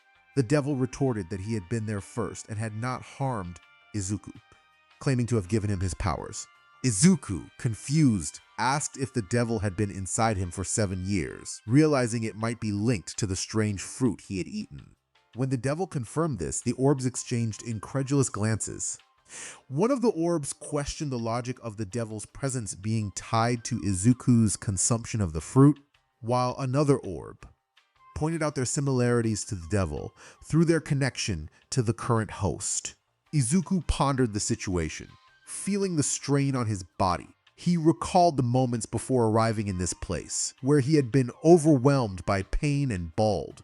One of the glowing figures, a feminine presence, pointed out that the conflict had started with the devil. The devil retorted, insisting that they would not leave. The argument escalated until Izuku intervened, urging them to cease their bickering. He suggested that they could coexist peacefully, noting the ample space around them. The devil reluctantly agreed, provided that his belongings were respected. He explained that his kind often quarreled, leading to chaos and destruction of their host. Izuku pleaded with them not to ruin the body he was using. One of the glowing figures warned him about the devil's intentions regarding souls. The devil dismissed the concern, explaining that he preferred the comfort of his current existence over a fruit's fate. When a host perished, he simply moved on to another fruit. Curious, Izuku inquired about his inability to swim.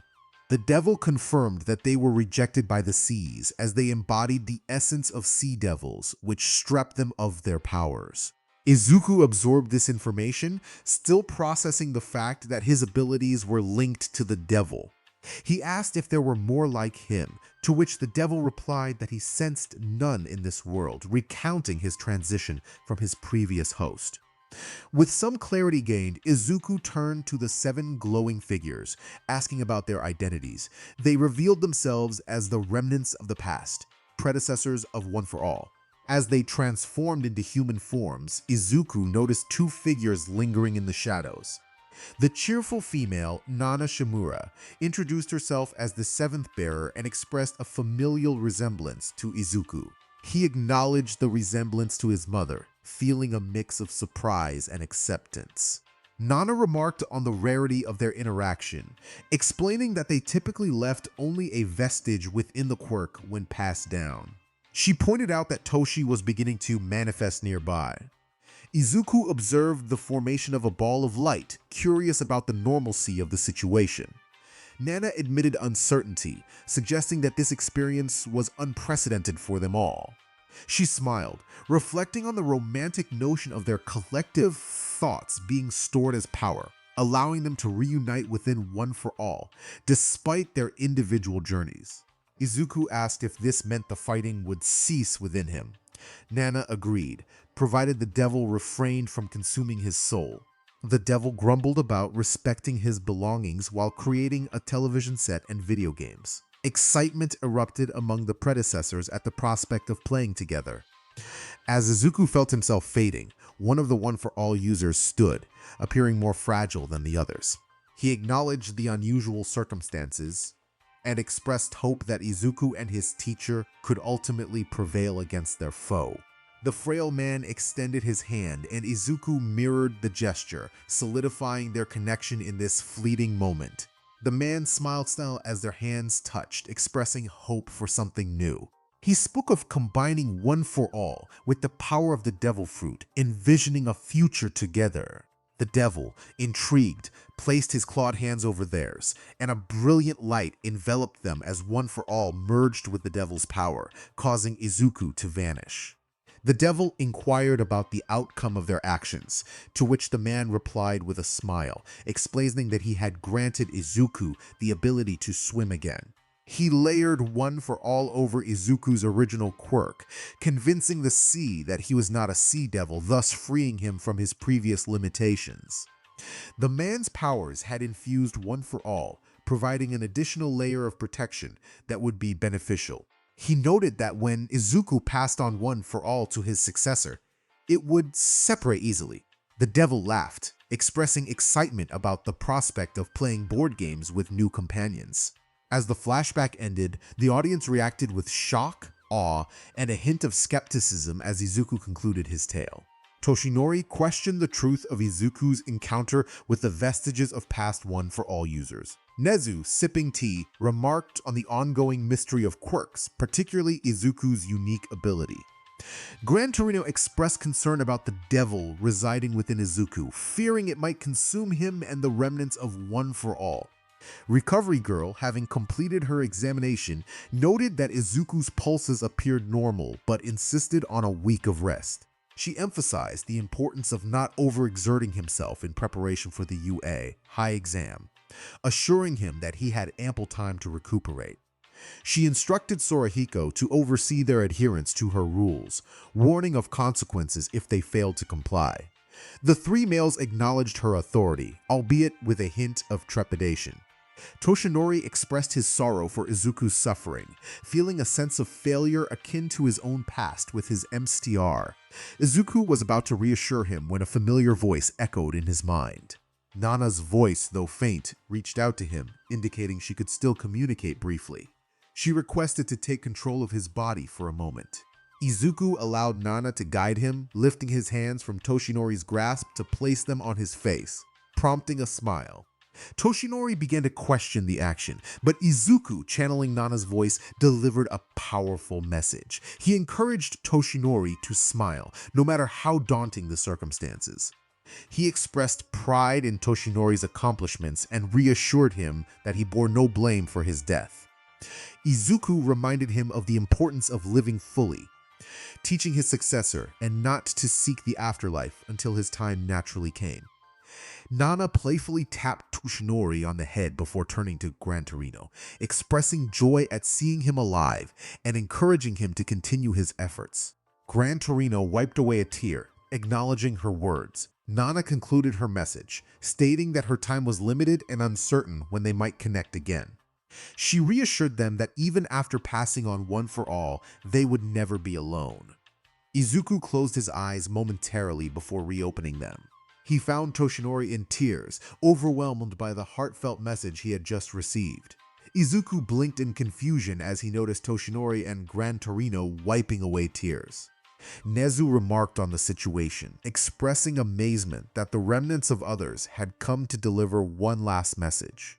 Recovery Girl then handed Izuku a note, explaining that it was a doctor's note indicating there had been an accident and that he had been caught in the crossfire. This note would help keep his mother calm and prevent her from asking too many questions. Izuku felt a wave of anxiety wash over him as he considered how to explain his current state, pointing to his bandaged body that looked as if he had been through a tough ordeal. When Inko saw Izuku walking home wrapped in bandages, she panicked and began to hyperventilate. Fortunately, Nezu, Toshinori, and Recovery Girl accompanied him home and worked together to calm her down. However, Inko insisted that Izuku refrain from training for a week and a half to ensure he recovered fully before she treated them all to a home-cooked meal. Nezu was thrilled to be treated like a regular person, while Toshinori couldn't help but notice how much Inko resembled his old M-Star. They discussed how a pro-hero had taken an interest in Izuku and wanted to help him train. Although the hero's name was not revealed, Nezu assured them that he was trustworthy and that Toshinori had been sent to assist Izuku at no cost. As soon as he was able, Izuku dove into training, with Toshinori dedicatedly guiding him. Months passed and the beach began to transform. Cleaning up the litter and strength training were not the only focuses. Toshinori also sparred with Izuku utilizing his All Might form. A delightful surprise for both was that Izuku could now submerge his head in the water without losing his strength. They dedicated significant time to teaching him how to swim. Training was progressing well for Izuku, along with his studies. Katsuki had stopped bothering him, choosing instead to ignore Izuku except for occasionally borrowing notes or asking questions. Despite his dislike for Izuku, Katsuki recognized his intelligence and opted to utilize it rather than let his pride get in the way. 9 months later, All Might beamed as he surveyed the pristine Dagobah Municipal Beach. The once trash-filled area was now sparkling clean, and he felt immense pride for Izuku, who had exceeded all expectations. Izuku had truly gone plus ultra in his training, never complaining as All Might increased the difficulty. Speaking of Izuku, All Might encouraged him, urging him to keep going as he sat on Izuku's back. Izuku was breathing, carrying All Might in his buff form while running with weights strapped to his ankles and wrists. Even though he could have made it easier by using a bit of One for All, Izuku was determined to strengthen his base strength without relying on his quirk during muscle training. Their training focused not only on Izuku's strength, but also on his quirks, both separately and in combination. Pushing his limits, Izuku managed to stretch his capabilities to 200 yards. The first time he used One for All, he accidentally unleashed 100% of its power, resulting in fractured bones and torn muscles, which surprised them both. Recovery Girl scolded them for 2 hours about the importance of being careful. Over time, Izuku learned to use 100% without injuring himself, although he still faced some recoil issues. Sparring with All Might was another crucial aspect of Izuku's training, ensuring he could hold his own in a fight. Even when All Might used under 100% of his strength, Izuku was able to nullify the blows with his quirk's natural ability. However, All Might had other plans, and Izuku found himself in challenging situations, being knocked back and slammed to the ground, experiencing the force of All Might's double palm strike that created a shockwave. This served as a humbling reminder that despite his abilities, he still had much to learn. Nevertheless, these challenges motivated Izuku to improve himself and prove he was worthy of All Might's decision. All Might's booming voice filled the air as he praised Izuku for cleaning the entire beach in just 9 months. He suggested taking a month to relax and prepare for the written portion of the exam, but he knew Izuku would continue training. All Might expressed his pride in Izuku's accomplishments and encouraged him to stick to the training schedule, assuring him that he would be ready to tackle the exam with confidence. Izuku expressed his gratitude to All Might, bowing respectfully and promising to adhere to the training schedule. He mentioned the importance of swimming practice to ensure he could perform water rescues when necessary. All Might announced that it was time for him to leave, encouraging Izuku to continue sparring in his dojo.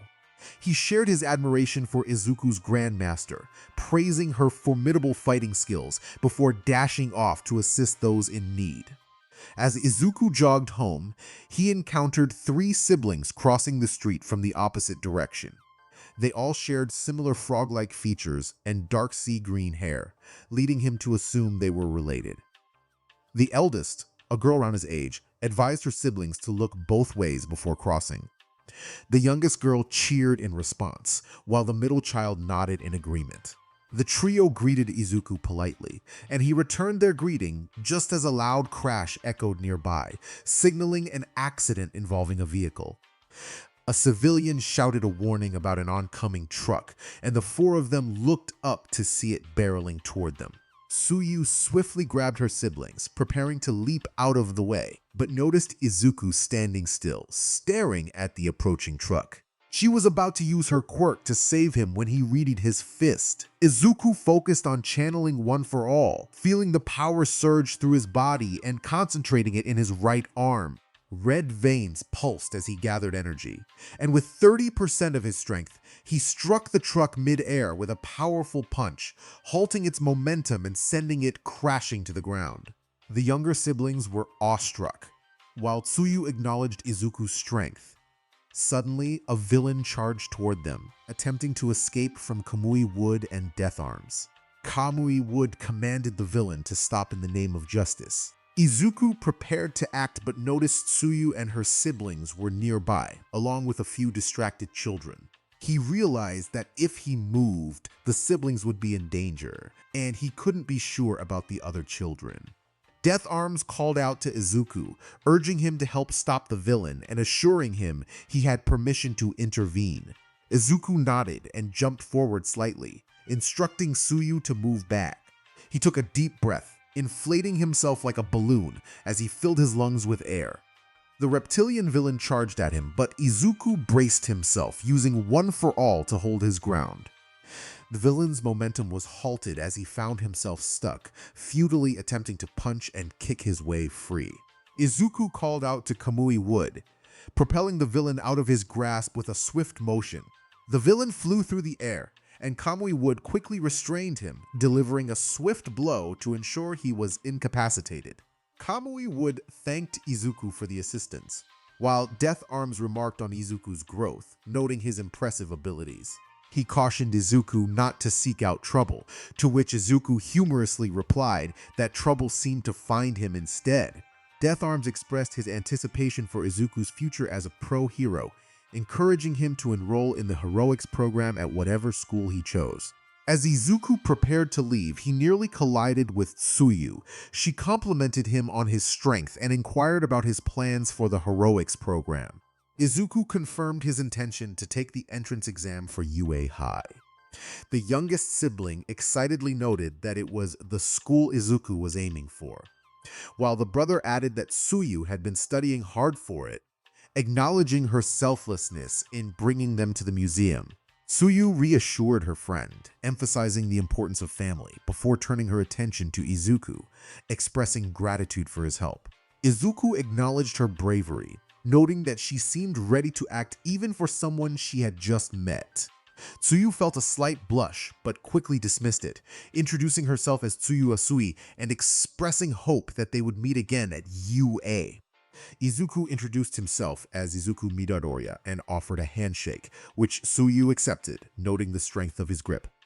Izuku wished them both luck and departed. One of Tsuyu's younger siblings remarked on Izuku's cool demeanor and playfully suggested he might become Tsuyu's boyfriend, a common trait in the Asui family to speak their minds. Tsuyu reacted with surprise, while her brother added that Izuku seemed accepting of their unique appearances and that his hair color matched Tsuyu's preferences. Tsuyu groaned but couldn't entirely dismiss her brother's teasing. 3 weeks passed, and Izuku eagerly marked the days on his calendar. After cleaning the beach, Toshinori arranged for a home gym to be set up at their house, allowing Izuku to continue his strength training. The equipment was customized to accommodate his growing abilities. Inko expressed her gratitude to Toshinori with a kiss on the cheek, leaving him flustered as he left, feeling motivated. 5 days before the exam, Izuku jogged along Dagobah Municipal Beach, taking pride in the transformation he had contributed to. On this particular day, he noticed a change in his usual routine. Meanwhile, Momo Yaoyorozu was exploring the Musutafu Prefecture in anticipation of attending UA High School. Excited about her acceptance through recommendation, she had chosen UA over more prestigious schools in her home prefecture of Aichi. Having completed her middle school finals early, she was eager to explore her new surroundings. However, the distance between Musutafu and Aichi posed a challenge, requiring a 3-hour journey by high-speed rail. To address this, her parents purchased a manor for her to stay in, with plans for her mother to visit weekly and staff to assist with maintenance. Momo, determined to become a hero, insisted on managing on her own and declined the offer for staff to live with her, believing she only needed occasional cleaning assistance. While exploring, she learned about Dagobah Municipal Beach and its remarkable transformation from a littered site to an appealing destination, now frequented by couples. Rumors circulated about a boy and a muscular man who could be seen cleaning the beach every morning, leaving the identity of the heroes behind the cleanup a mystery. Intrigued, Momo decided to visit the beach, settling on the sand to admire the sunset. As she enjoyed the view, her moment of tranquility was interrupted by 2 older teenagers who approached her with unwelcome advances. Momo, despite her young age, was already well developed and dressed in beach attire, which drew their attention. She firmly declined their invitation to join them, making her disinterest clear. Undeterred, one of the teenagers persisted, attempting to persuade her with exaggerated promises. Momo stood her ground, insisting once more that she wanted to be left alone as she began to back away from the unwanted attention. The other individual, sporting an octopus-like head with tentacles, remarked that Momo hadn't even given it a chance yet. They noted that the place was popular among couples, implying that she was looking for companionship. They confidently claimed that one ride with them would leave her wanting no one else. Momo found their reasoning completely flawed as she prepared herself. She was reluctant to engage in a fight, but if necessary, she would utilize her quirk, creation. The only concern was that it could jeopardize her admission to UA High. While self-defense might justify her actions, she didn't want to risk a negative mark so early in her journey. As the boys advanced, Momo readied herself to create a staff from her arms when another voice interjected, insisting they leave her alone. The boys snapped back, urging the newcomer to find their own girl. But they were taken aback when their fists were caught firmly by a green-haired teenager who stood about 5'9" and wore a green tracksuit. The attackers struggled to pull their hands free, only to find themselves firmly held. They attempted to punch with their other fists, but the defender swiftly maneuvered, wrapping his arms around both of their shoulders and positioning himself between them. The attackers tried to strike at his head, but he ducked, causing their fists to collide painfully. Wincing, they were unprepared for him to suddenly pull back, grabbing their wrists and forcing them to crash into one another before bringing their heads together in a swift motion. Momo blinked in astonishment at how quickly the other teenager had subdued her harassers. She expressed her gratitude for his intervention, taking a moment to admire her unexpected savior. He assured her it was no trouble, explaining that he had been out for a jog when he noticed the situation. He added that he believed she could have handled it herself. Izuku, as he introduced himself, had noticed Momo's toned arms and determined expression, indicating she was ready to defend herself. Momo acknowledged that while she had received training in hand-to-hand combat, she doubted she could have managed the situation as effortlessly as he did. Curious about her presence, Izuku asked what brought her there. Momo explained that she was exploring the Mustafa prefecture in preparation for her upcoming move. She shared how she had heard about the area, which had transformed from a junkyard back to an appealing location, and how her parents had spoken fondly of the views before it fell into disrepair. Izuku, a local, offered to show her around, which Momo gladly accepted.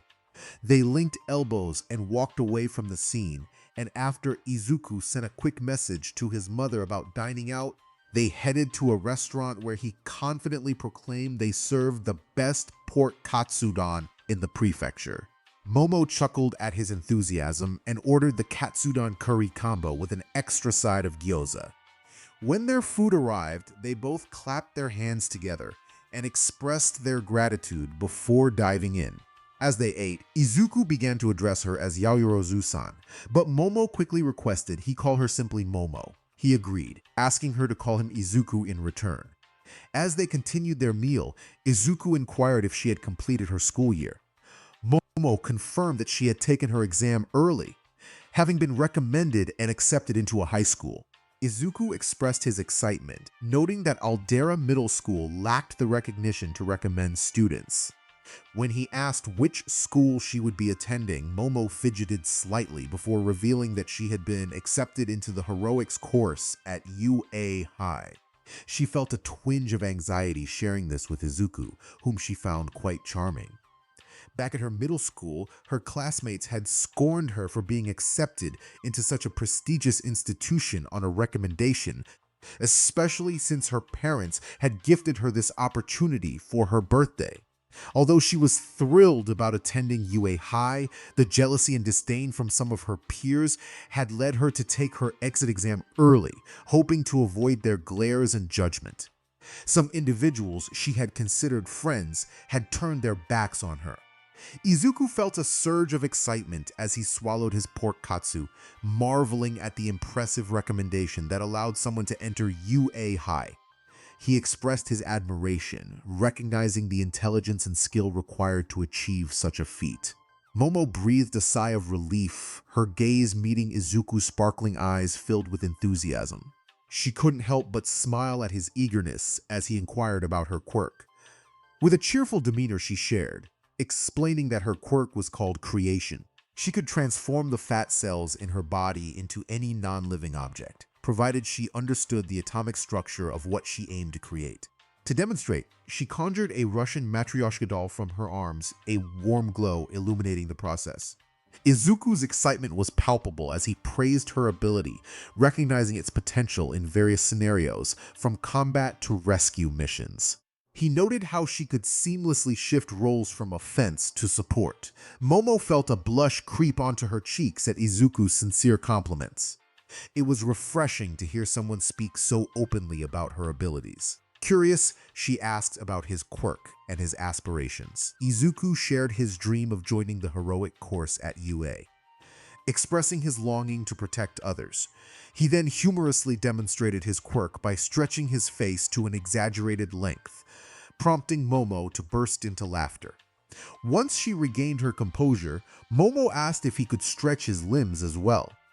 Izuku confirmed that his entire body, including his skin, muscles, and bones, possessed elastic properties, and he elaborated on his quirk further.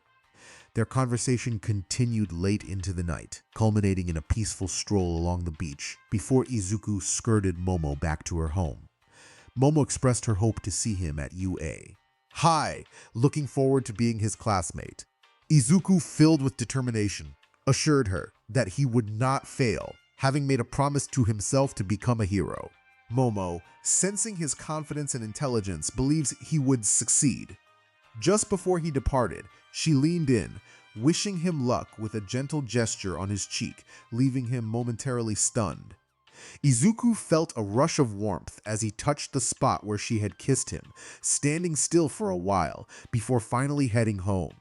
As he lay in bed, he whispered to himself about the journey ahead to become a great hero, inspired by All Might. He raised his hands toward the ceiling where an All Might poster hung and clenched his fists in excitement.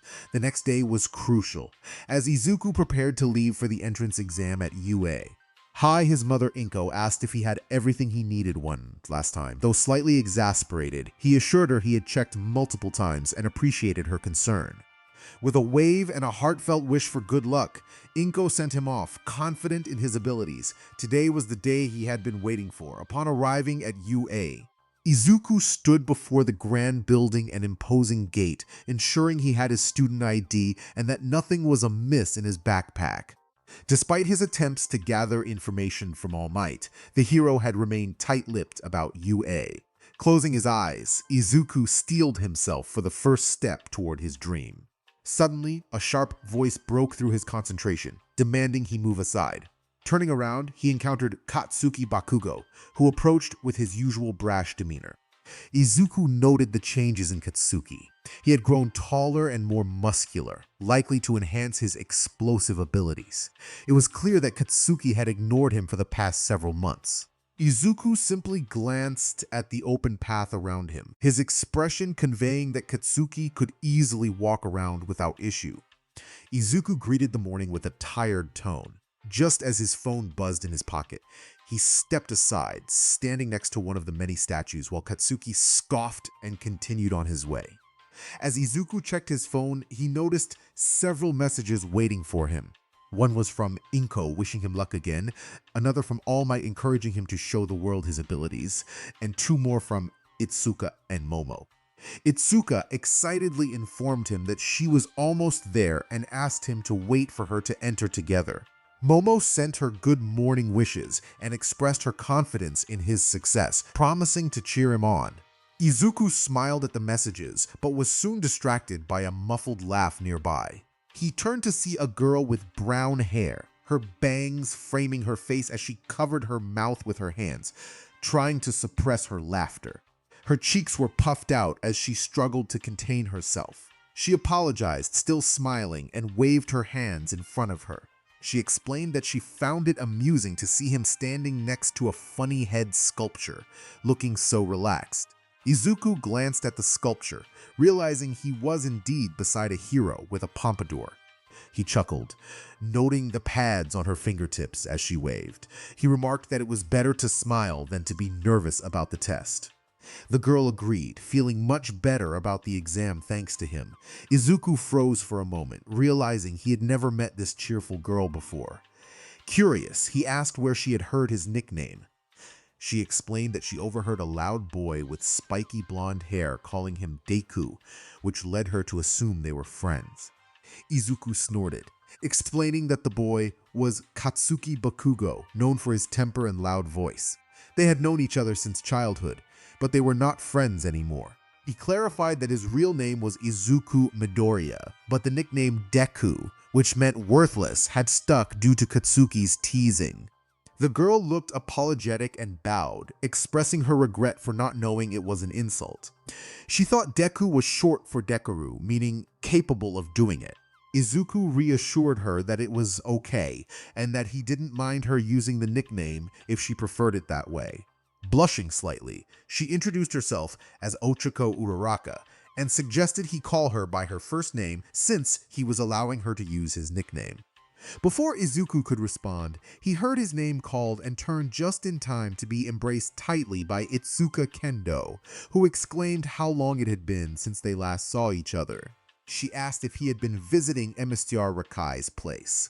Izuku mumbled a response from where he was nestled between her arms, confirming that he had indeed gone there the night before.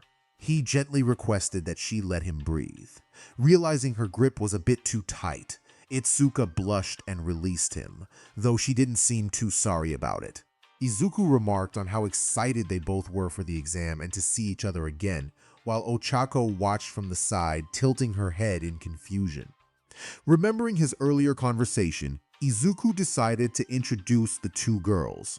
As they exchanged introductions, he reminded them that they needed to head out soon.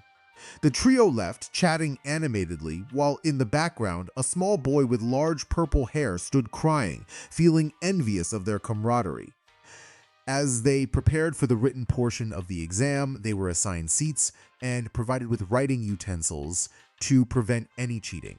Izuku quickly completed the exam, having been a top student in middle school and having studied diligently. The trio reunited for lunch, sharing a few conversations before heading to the auditorium for the practical exam. As the group entered the vast auditorium, they had to part ways to take their assigned seats. Itsuka frowned but complied, while Ochako cheerfully skipped to her seat, exchanging phone numbers with Izuku and Itsuka along the way. Izuku made his way to his seat and discovered he was sitting next to Katsuki. He muttered to himself about the seating arrangement as he settled down, glancing at the pamphlet provided to all students. Before long, the lights dimmed slightly, and spotlights illuminated the center stage, revealing the hero Present Mike. He enthusiastically welcomed everyone to his live show, encouraging the audience to respond, but was met with nervous silence. Izuku hesitated, torn between excitement and uncertainty about how to react to the pro hero. Present Mike brushed off the lack of response, though his bodily language hinted at his disappointment. He then announced that he would explain how the exam would unfold, with a television screen behind him to illustrate his points. There were 7 examination sites, meaning students would be randomly assigned to different locations. Katsuki glanced at Izuku's ticket number and frowned, realizing they wouldn't be able to work together. He was assigned to Site A, fitting for the top student, while Izuku was placed at Site B. Katsuki felt a strong longing to directly confront Izuku. Continuing his explanation, Present Mick used a character from Super Mario Bros. To clarify the point system. He emphasized that the goal was to accumulate a high score and warned against attacking other competitors, stating that such actions were against the rules. After finishing his explanation, Present Mick paused to let the information settle before noticing a student standing up with a question. The student, tall with neatly combed black hair and a distinct rectangular appearance, expressed concern about a potential misprint regarding the types of villains listed on the printout, asserting that A should take pride in its accuracy as a leading school. Present Mike acknowledged the student's comment, clarifying that the 4th villain was worth 0 points and served more as an obstacle. He referenced the thwomps from the game, explaining that they would become aggressive in crowded areas. He advised against confronting them, as doing so could result in a significant loss of points. With a flourish, Present Mike concluded his segment by sharing the school motto, quoting Napoleon Bonaparte about true heroism. He adjusted his sunglasses, giving the audience a meaningful look before declaring, "Now beyond, plus ultra." As the screen behind him displayed a vibrant animation of the phrase, he humorously wished everyone luck as they prepared to exit the auditorium and board their assigned buses. Izuku soon spotted Itsuka and Ochako. Curious about their assignments, Itsuka asked where they had been placed. She mentioned she was at Site E. Both Izuku and Ochako replied that they were at Site B, exchanging glances. Ochako expressed her excitement at discovering they shared the same site, while Itsuka shot her a disapproving look at the nickname she used for Izuku. Izuku quickly intervened, explaining that he had allowed Ochako to call him that, as she thought it was a playful reference to the word meaning, "you can do it." After a moment of contemplation, Itsuka reluctantly lowered her hands, accepting the situation. Ochako felt a mix of excitement and nervousness as she noticed Itsuka's determined expression. She wondered if she should start calling Izuku by his name again. Izuku reassured her with a smile, explaining that Itsuka had always been his closest friend before she moved away. This was their first reunion in 4 years. An announcement echoed, urging all examinees to board the bus promptly or risk losing their chance at the exam. Itsuka embraced Izuku one last time before hurrying to her bus. The bus made a quick stop, allowing students to change into their preferred fighting gear before heading to the examination site. Soon, 100 students disembarked, standing in awe before a mock city designed for the exam. There were 7 such sites in total. Ochako, feeling relieved to have someone to talk to, asked if Izuku and Itsuka had been childhood friends. Izuku nodded, sharing that they met at the same dojo when they were 7. He admired how Itsuka had always stood up for him against bullies, treating him like a little brother. He appreciated her nurturing nature, which helped him come out of his shell. Ochako found this sentiment heartwarming, expressing her delight. Izuku chuckled lightly when a fellow examinee, number 7111, approached him with a glare. The student questioned their presence, accusing them of distracting others from the exam. Ochako puffed her cheeks in indignation at the accusation, while Izuku shrugged off the student's hand.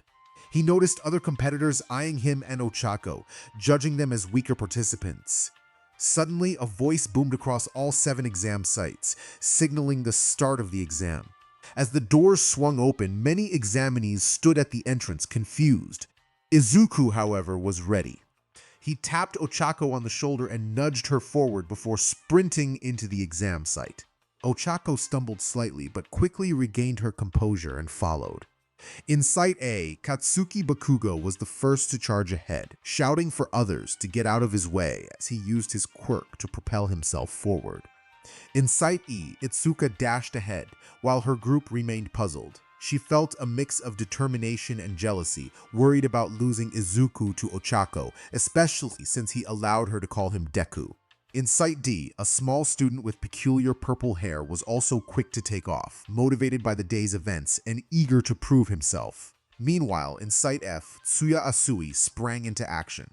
In Site B, student questioned the actions of another, wondering why someone was moving when the exam hadn't officially started. Another student pointed out that they had heard the start announcement. A third voice shouted that there was no countdown in a real battle and urged everyone to run, as some had already grasped the situation.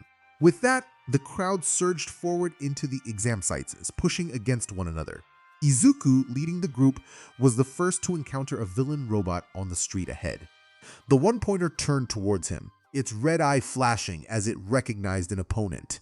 The robot threatened Izuku, revving its wheels and speeding towards him. Several students hesitated, unsure of what to do. However, Izuku focused, recalling the lessons from his semester, Rekai. In a flashback, Izuku had been preparing for the practical exam, ensuring he had everything ready. Just then, he heard a knock on his door, and his mother, Inko, peeked in, announcing that his dojo MSTR had arrived to see him. Emster Rekai was informed that Izuku would be right out as he quickly put on a shirt and shorts. A few minutes later, they arrived at a nearby park, where Rekai and Izuku settled on a bench. Rekai inquired about Izuku's preparation for the hero exam at UA. Izuku confirmed that it would be his first step toward his dream. Rekai reminisced about the first day Izuku came to the dojo, recalling how timid and scared he had been. It had taken Itsuka to help him break out of his shell to become the confident young man he was now. However, Rekai shifted the focus away from the past, stating that she hadn't come to dwell on old memories. Rekai pointed out that once Izuku entered UA's heroic course, he would likely have little time to visit the dojo. Izuku acknowledged this but promised to try to make time, perhaps once a week on Saturdays, expressing gratitude for all he had learned from her. Rekai dismissed the notion that there was little left to teach Izuku, noting that he was the only student capable of performing her special footwork, Ghost Perplexing Step, without difficulty. She mentioned that even she struggled to maintain it for long without straining herself. Rekai reassured Izuku that if hero work didn't pan out, there would always be a place for him as an instructor at her dojo. Standing up, Rekai moved into an open field, with Izuku quickly following her. She turned to face him and conveyed the seriousness of the upcoming test, emphasizing that it could make or break him. She advised him not to feel disheartened if he didn't pass, but assured him that if he did, he would undoubtedly become a great hero. Izuku asked what he needed to do, and Rekai simply instructed him to dodge. She emphasized that it didn't matter if he could take a hit. The focus was solely on evasion. Confused yet determined, Izuku braced himself for what was to come. He anticipated a series of punches or kicks aimed at him, but what followed was far more daunting. The air suddenly grew colder, as if they were caught in a snowstorm. The atmosphere felt heavy, and Izuku struggled to maintain his composure. He looked at Rekai, who was emanating an intense aura of pressure directed at him. Despite his resilience to physical attacks, the sheer force of her intent was overwhelming. Rekai raised her arm and launched a straight punch toward Izuku's face. Time seemed to slow as the fist approached. Izuku panicked, fearing for his life. Just as he felt himself teetering on the edge of collapse, beads of sweat began to trickle down his forehead. In each droplet, he envisioned the faces of those who believed in him: Momo, Itsuka, All Might, Rekai, Nezu, Gran Torino, and most importantly, his mother, Inko.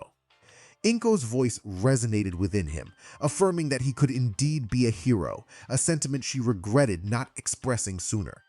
This encouragement ignited a spark of courage within Izuku, empowering him to move. He instinctively twisted his head and shifted his body to the right. In what felt like an eternity, Rikai's fist narrowly missed him. Rikai smiled as the oppressive energy around them dissipated.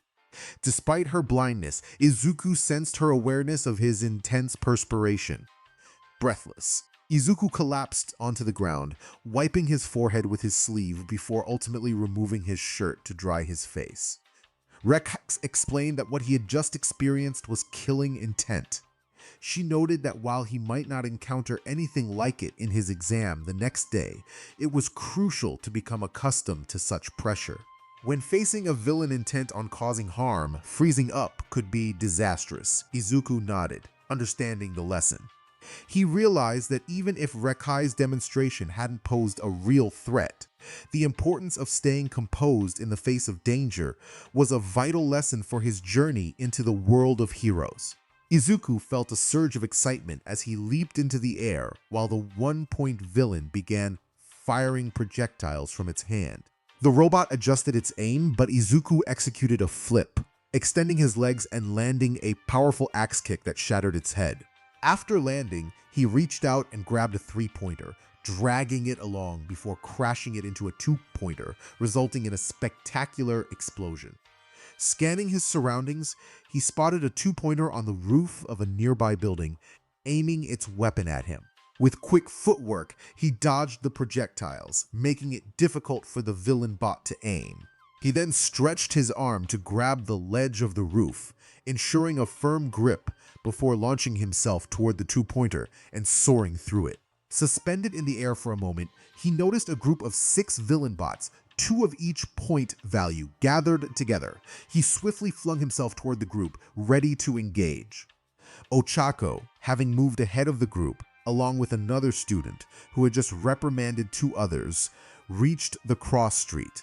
She turned just in time to see Izuku unleashing a flurry of punches at the cluster of robots, his arms stretching to deliver blows powerful enough to dismantle the group of bots.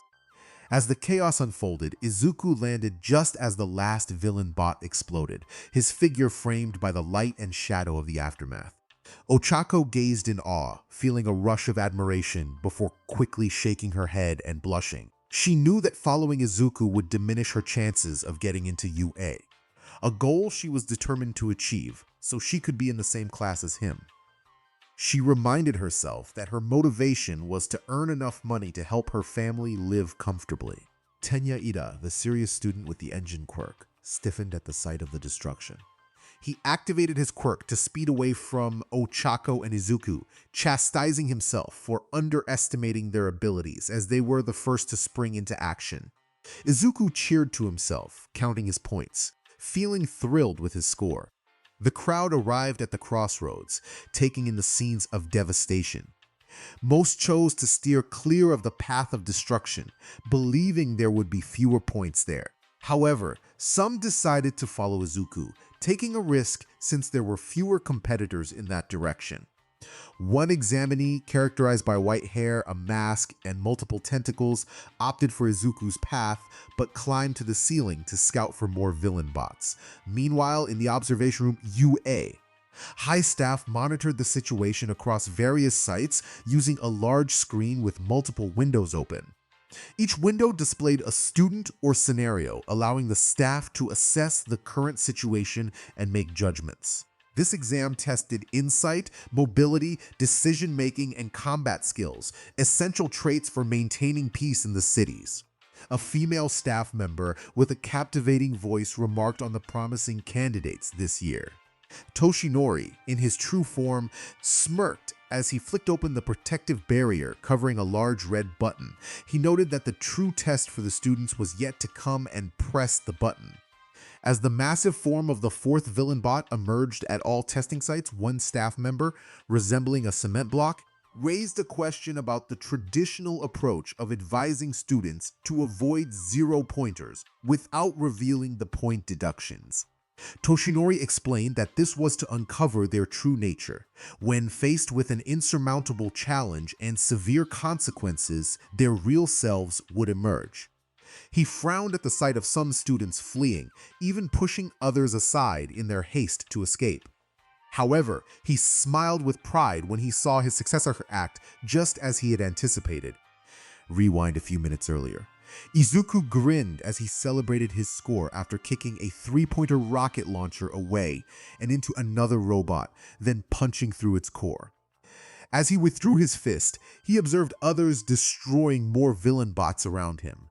He noticed one creeping up on another contestant, who attempted to fight back but was outmatched. Just then, Izuku kicked a piece of the destroyed bot into the attacker, causing it to stumble.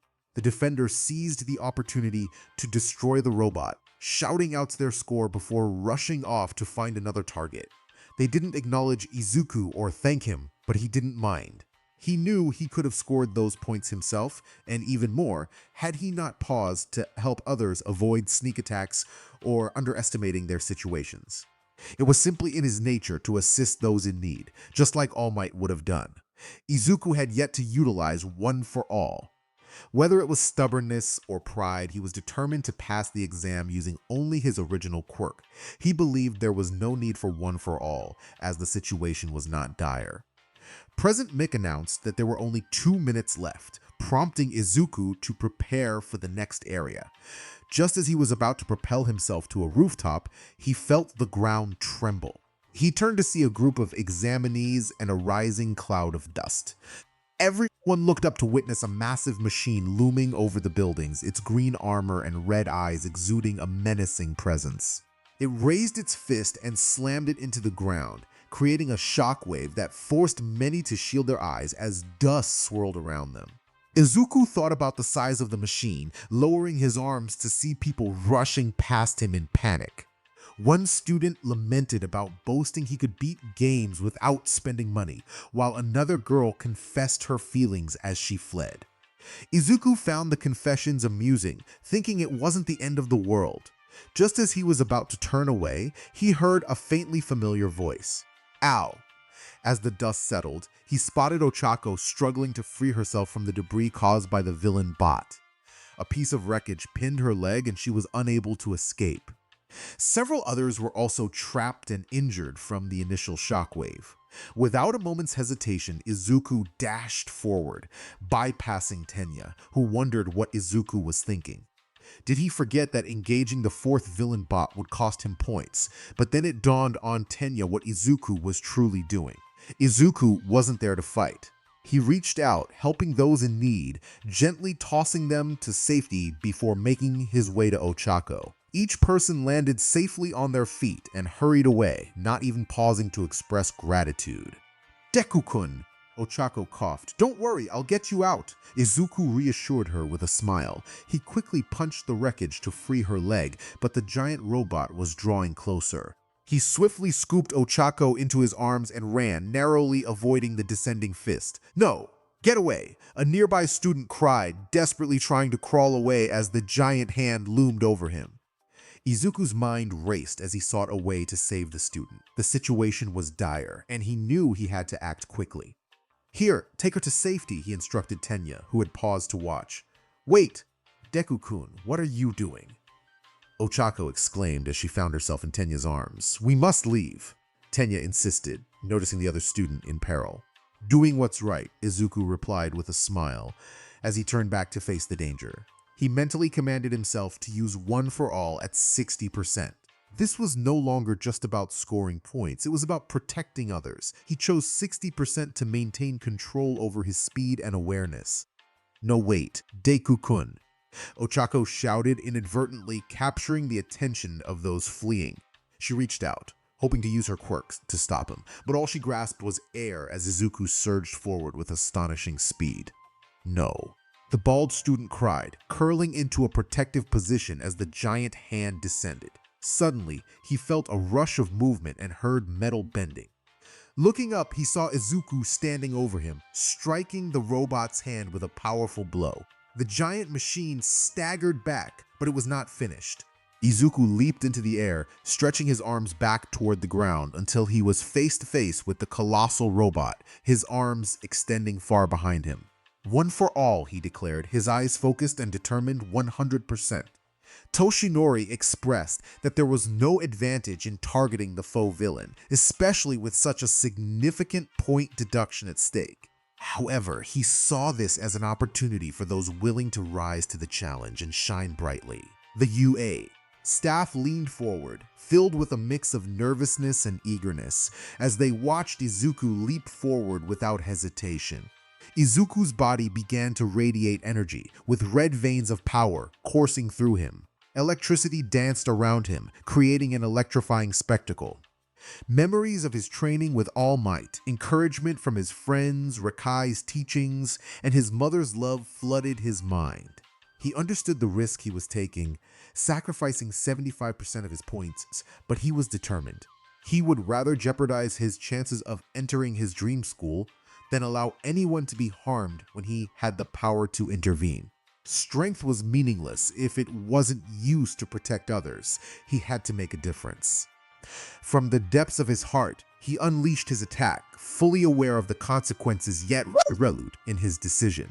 He executed a powerful double palm strike against the foe villain's face. Toshinori proclaimed that nothing was more noble than the spirit of self-sacrifice in a true hero, witnessing Izuku use One for All to safeguard others, even at the expense of his own points. He fought the urge to transform, his smile widening. The impact of the strike sent the robot's head flying off, leaving the audience in shock. The robot's body recoiled from the force, unable to withstand such an attack, causing parts to malfunction. The sound of the attack echoed across all examination sites, drawing attention to the site of the head soaring through the air before crashing to the ground, where it was halted by UA. Sturdy walls resulting in a small explosion. As Izuku landed, the onlookers at exam site B stared in awe while the zero-pointer continued to explode behind him. He approached the fallen student, quickly checking on their condition and helping them to their feet. Ochako called out to him as he approached. He asked if she was all right, retrieving bandages from his utility belt. She admitted that her right ankle hurt. Izuku swiftly wrapped her ankle, providing support to the injured area. "This will help until a doctor can see you," he assured her, stating that he would take care of her from there. Present Mike announced that time was up across all 7 sites. As Tenya numbly returned Ochako to Izuku, he overheard whispers about Izuku's strength. Some speculated that he might have been trying to prove himself. He felt the urge to correct them, knowing they weren't paying attention to Izuku's choice to help others instead of fleeing. He had chosen to ensure everyone's safety before deciding to neutralize the threat without hesitation. Tenya reflected on his own thoughts, realizing how hollow they sounded. He could have easily helped with his speed, and perhaps Izuku wouldn't have had to sacrifice his points. He was confident he could have reached the fallen student and escaped swiftly. Instead, he had been preoccupied with the fear of losing points and risking lives. As he chastised himself, Recovery Girl arrived on the scene. One of the flashy examinees introduced her while she offered candy to a few students. When she reached Ochako and Izuku, she assessed Ochako's ankle. "Not bad," she remarked, noting the effective wrapping. "Let me handle the rest." With that, she gently kissed Ochako's hand, using her quirk to heal the injury. "These exams seem to get more dangerous each year," she grumbled before turning to Izuku. "Do you need any assistance?" Izuku waved her off, stating he was fine and that there were others he still needed to check on. Recovery Girl nodded and moved on to help the others. She mentally acknowledged that Izuku was a strong candidate for the heroic course, but there was no need to spoil the surprise. Ochako stood up and placed her hand gently on Izuku's chest, whispering his name. Izuku smiled, assuring her that he would make up for the theoretical and academic portions, letting out a light laugh that felt forced. Tenya and Ochako noticed the tension in his laughter, but were unable to respond as they were ushered back onto the bus. After a few quiet minutes, they arrived at the entrance of UA and were free to leave. Izuku apologized to Ochako, mentioning their plans with Itsuka, before walking away. Ochako felt a pang of sadness in her heart as she watched him go. Itsuka approached Ochako, waving and asking where Zuku was. Ochako, feeling downcast, responded with a heavy heart, causing Itsuka to pause, concerned by her expression. Just then, the skinhead whom Izuku had rescued passed by with his friends, laughing about how he had worried for the boy with green hair and freckles. He boasted about how Izuku's actions had lowered his chances of success while boosting his own, mocking Izuku for sacrificing points to save others. Ochako felt a surge of anger and confronted the skinhead, defending Izuku's actions and questioning his right to insult him. The skinhead retorted, suggesting that Izuku should have recognized the situation as a hoax and not rushed in without thinking. Ochako shot back, reminding him of his cowardice during the incident. The skinhead, infuriated, threatened Ochako, but Itsuka stepped in to support her. The skinhead and his friends laughed derisively at the two girls, underestimating them. Tenya intervened, urging them to stop the confrontation, emphasizing the importance of maintaining decorum at such a prestigious academy. Before tensions could escalate further, a male student with messy purple hair intervened, calling out the skinhead and his friends for their foolishness. The trio, suddenly dazed, complied with his command and walked away in a trance. Ochako expressed her gratitude, though the purple-haired student brushed it off, stating they were merely obstructing his path before walking away. Itsuka, curious and concerned, asked Ochako what had happened. Overwhelmed with emotion, Ochako recounted the incident, and Itsuka clenched her fists in frustration, feeling helpless about Izuku's selfless nature. Determined to take action, Ochako resolved to find a staff member at UA to report what had occurred. Itsuka quickly followed her, with Tenya joining them, having made up his mind to find a way to support Izuku after reflecting on his own actions. Meanwhile, a man with shaggy hair observed the scene, mentally noting the purple-haired student's face. Momo sat at her desk, engrossed in advanced chemistry books to enhance her quirk. She glanced at her cell phone, eagerly anticipating a message from Izuku, confident he would pass the entrance exam. They had plans to celebrate together at a nice restaurant, with Momo treating him. When her phone vibrated, she excitedly picked it up, but her smile faded as she read the message. Startled, she jumped out of bed, quickly changing her clothes. She called out to her mother, announcing her departure as she donned a jacket and slipped on her boots. With determination, she rushed to the one place she believed Izuku would be. Izuku sat on the shores of Dagabo Beach, watching the sunset as the waves gently lapped at the shore. Occasionally, he picked up pieces of trash that washed up and tossed them into a nearby bin. He felt reassured knowing that the local community was actively working to keep the beaches clean, maintaining a manageable level of litter. Izuku gazed at the shores with a heavy heart, reflecting on the exam. He didn't regret his decision, but doubts lingered.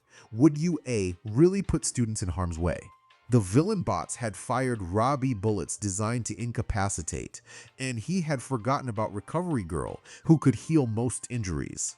Considering the absence of casualties in previous exams, it seemed unlikely that anyone was truly in danger. Yet, the thought of jeopardizing his chances at UA weighed on him. His aspirations and promise to All Might felt fragile, and he feared he might let him down. When he returned home in tears, his mother embraced him, allowing him to cry on her shoulder. Afterward, he dropped his belongings and headed to the beach. He chuckled to himself, a hint of sadness in his voice, reflecting that Bakugo would likely be pleased if he didn't make it in, as Bakugo had expressed a longing to be the only one to succeed. Standing up, Izuku removed his sandals and stepped into the water, feeling it wash over his ankles. He looked toward the setting sun, letting its warmth envelop him as he contemplated his next steps. He reminded himself that other schools offered heroic courses, with exams starting later in the month. Shiketsu High had a reputation similar to UA, but it was far away and expensive, likely requiring him to rent a dorm. He tried to encourage himself with these thoughts, but they only deepened his sadness.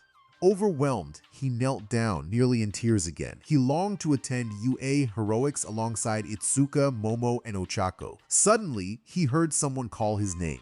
Turning slowly, he saw Momo approaching, having discarded her boots to keep them dry. Momo reached him, her breath slightly bred from wading through the water. She asked him to explain why he believed he hadn't gotten in, questioning whether it was due to the written or practical portion. She couldn't accept that someone as skilled and intelligent as him would fail. As they waded out of the ocean, Momo took Izuku's hand, using her quirk to summon towels to dry them off. She listened attentively as he recounted his experience, and after he finished, she pondered deeply before a realization dawned on her. She hugged him gently, acknowledging his kindness and concern for others. She encouraged him to think more critically about the situation, expressing her belief that he had made it into UA. Izuku was taken aback. Struggling to respond, Momo giggled softly, her presence comforting yet distracting. She posed a question about what truly defines a hero, and Izuku instinctively answered that a hero is someone who saves others, even at their own expense. It's not about the magnitude of their power, but the strength of their heart and the courage to go beyond, like All Might. Momo smiled, pulling back slightly. She pointed out that a prestigious school like UA would not overlook such qualities. The examiners would have been closely observing each candidate, not just tallying points, but assessing the aptitude of their quirks. She doubted UA. Would fail someone who bravely faced a giant robot to protect others. Izuku contemplated her words, recalling the last boss. Momo suggested that it was likely a fabrication, hinting that there must be more to the evaluation process than just villain points. As Izuku mulled this over, Momo embraced him again, expressing that if her analysis proved incorrect and he didn't get in, she would be disappointed and refuse to attend a school that didn't embody the true spirit of heroism. Izuku spoke her name softly as she wrapped her arms around him. They shared a moment, their gazes locked, each feeling a connection that transcended words. Izuku and Momo were startled when they heard their names being called from different directions. They quickly separated and turned to see Itsuka, Ochako, and Tenya approaching. Itsuka rushed over to Izuku, enveloping him in a warm hug. She expressed her concern, urging him not to wander off like that. Izuku, puzzled, wondered what brought them there and how they had known he would be at that location. Itsuka explained that she had asked Inko, Izuku's mother, for his whereabouts, and the other two had decided to accompany her. Tenya introduced himself, stating that he wanted to apologize for his earlier behavior during the exam. Ochako chimed in, expressing her relief at seeing him and her confidence in his abilities after witnessing him take down a giant robot. Momo, curious, inquired about the newcomers. Izuku introduced his friends, explaining their connections and that they were all fellow examinees.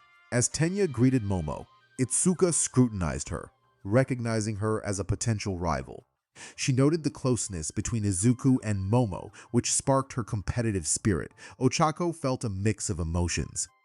She sensed Itsuka's interest in Izuku, but found herself drawn to him as well after his heroic actions. Conflicted, she assessed the situation, realizing that both Itsuka and Momo were equally appealing. However, she was determined not to back down. Momo, observing the dynamics, recognized the significance of Itsuka's hug. It conveyed more than just friendship, and she realized that she too had feelings for Izuku. She could sense Ochako's interest, though it seemed less developed. While the girls silently competed for Izuku's attention, he engaged in conversation with Tenya. Tenya reiterated his apologies for his earlier assumptions, acknowledging that he had misjudged the situation. He admired Izuku's bravery in prioritizing the safety of others during the exam, admitting that he had let his nerves get the best of him. Izuku reassured Tenya that there were no hard feelings. Tenya then turned his attention to Momo, inquiring about her family's wealth and their connection to various financial institutions. Momo confirmed her family's status, which caused the girls to react to her affluent background. She mentioned that she was currently living nearby. Izuku proudly shared that Momo had gained admission to UA through a recommendation, which impressed Tenya. He asked whether her recommendation was based on academics or physical prowess. Momo replied that it was academic, although she had performed well in physical training as well. Itsuka felt the competition intensify, recognizing Momo's advantages. She reminded herself that her long-standing friendship with Izuku gave her a unique connection. Meanwhile, Ochako resolved to face the challenge head-on, her determination only growing stronger in the face of competition. Somewhere back at Izuku's house, Inko's instincts kicked in. She gazed out the window with a mischievous smile. She felt a surge of excitement about the possibility of future grandchildren. Inko playfully remarked about Izuku's charm. Noting how he seemed to attract the attention of multiple girls, she expressed her eagerness to help him navigate these new relationships. Just then, Izuku's stomach growled, drawing everyone's attention. He blushed slightly, and soon the sounds of hunger echoed from others as well, leading to a shared moment of laughter. Izuku suggested they go out to eat, reminding everyone that they had just completed a challenging practical session. He quickly sent a text to his mother to let her know he would be dining out with friends, and her reply encouraged him to enjoy himself.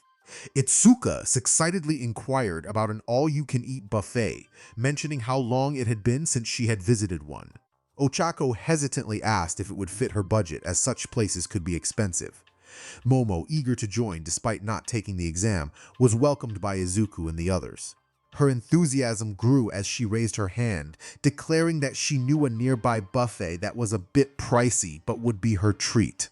Izuku, Itsuka, and Ochako couldn't help but admire Momo's cheerful demeanor, finding her energy infectious. Tenya, determined to contribute, insisted on helping with the costs, viewing this as an opportunity to demonstrate his commitment through actions, not just words. Eventually, they all decided to head to an all-you-can-eat Korean barbecue. Meanwhile, at UA, Toshinori Yagi felt a surge of pride. Witnessing his successor's bravery in saving others filled him with joy, making it hard for him to resist the urge to transform in response to Izuku's actions, despite the challenges that lay ahead. The recent exam had unveiled the true nature of several individuals. When Aizawa Shota returned to assess the students, Toshinori had to suppress his urge to confront the student who had mocked his successor. Aizawa, with his disheveled hair obscuring his face, expressed his longing for a particular student to join his class as he handed a file to Nezu. Nezu raised an eyebrow upon seeing Hitoshi Shinso's file on his desk. After quickly reviewing the scores, he noted that Shinso had only accumulated 8 villain points in total. Although the rescue points were still being finalized, Nezu doubted that Shinso had garnered many. He recalled seeing Shinso during the exam at Site G and couldn't remember any actions that would have earned him significant rescue points. In fact, it seemed that Shinso might be the first person to receive negative rescue points due to his remarks. Nevertheless, Nezu opened the file to examine Shinso's quirk, and his eyebrows shot up in surprise. "Brainwash," he murmured, recognizing the potential of such a quirk. While this exam hadn't allowed Shinso's abilities to fully manifest, Nezu believed he could have performed better regarding rescue points. This quirk could prove invaluable in rescue missions or negotiations. Shota mentioned that the young man had helped defuse a fight, suggesting that he deserved some recognition for his efforts. Toshinori, joining the discussion, raised a concern about whether the young man could keep up with the demands of the heroics course. He reviewed the young man's file and noted that his physical abilities were not as remarkable as those of other candidates. He pointed out a girl whose quirk allowed her to become invisible. She had managed to earn 20 villain points and 25 rescue points. While her ability to sneak past robots gave her an advantage, Toshinori acknowledged that she was physically more capable than the young man in question. Nezu nodded in agreement with this assessment. Shota, however, was determined to train the young man to improve his skills. He expressed confidence in getting him up to the required standard. Toshinori questioned whether this could be accomplished in just 2 months, admitting that even he would find it challenging to bring someone up to speed in that time frame. He privately thought that Izuku would be an exception to that rule.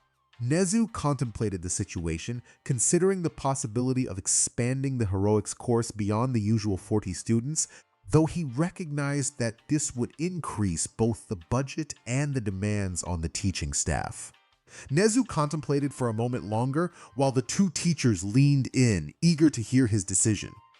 Nezu informed Aizawa that he would consider the request after thoroughly reviewing the students' test and practical scores. He mentioned that rescue points would be awarded for intervening in a fight, though it might not be sufficient. Depending on the student's scores and willingness to put in the effort, Nezu would think about placing him as a reserve student. However, he had two conditions. First, during the quirk apprehension test, Shinso must not finish in last place. Nezu acknowledged that it might seem unfair due to his quirk, but they had another student whose quirk made her invisible, and it was evident that she had trained diligently. Aizawa nodded in agreement and asked what the second condition was. Nezu leaned forward, his eyes partially obscured by shadow, emphasizing the importance of his next point. He insisted that Izawa's students must attend the orientation first. Izawa nearly stumbled at this requirement, but Nezu continued, explaining that they had reserved seating in the gym for students in the heroic courses and provided gifts like watches and writing utensils.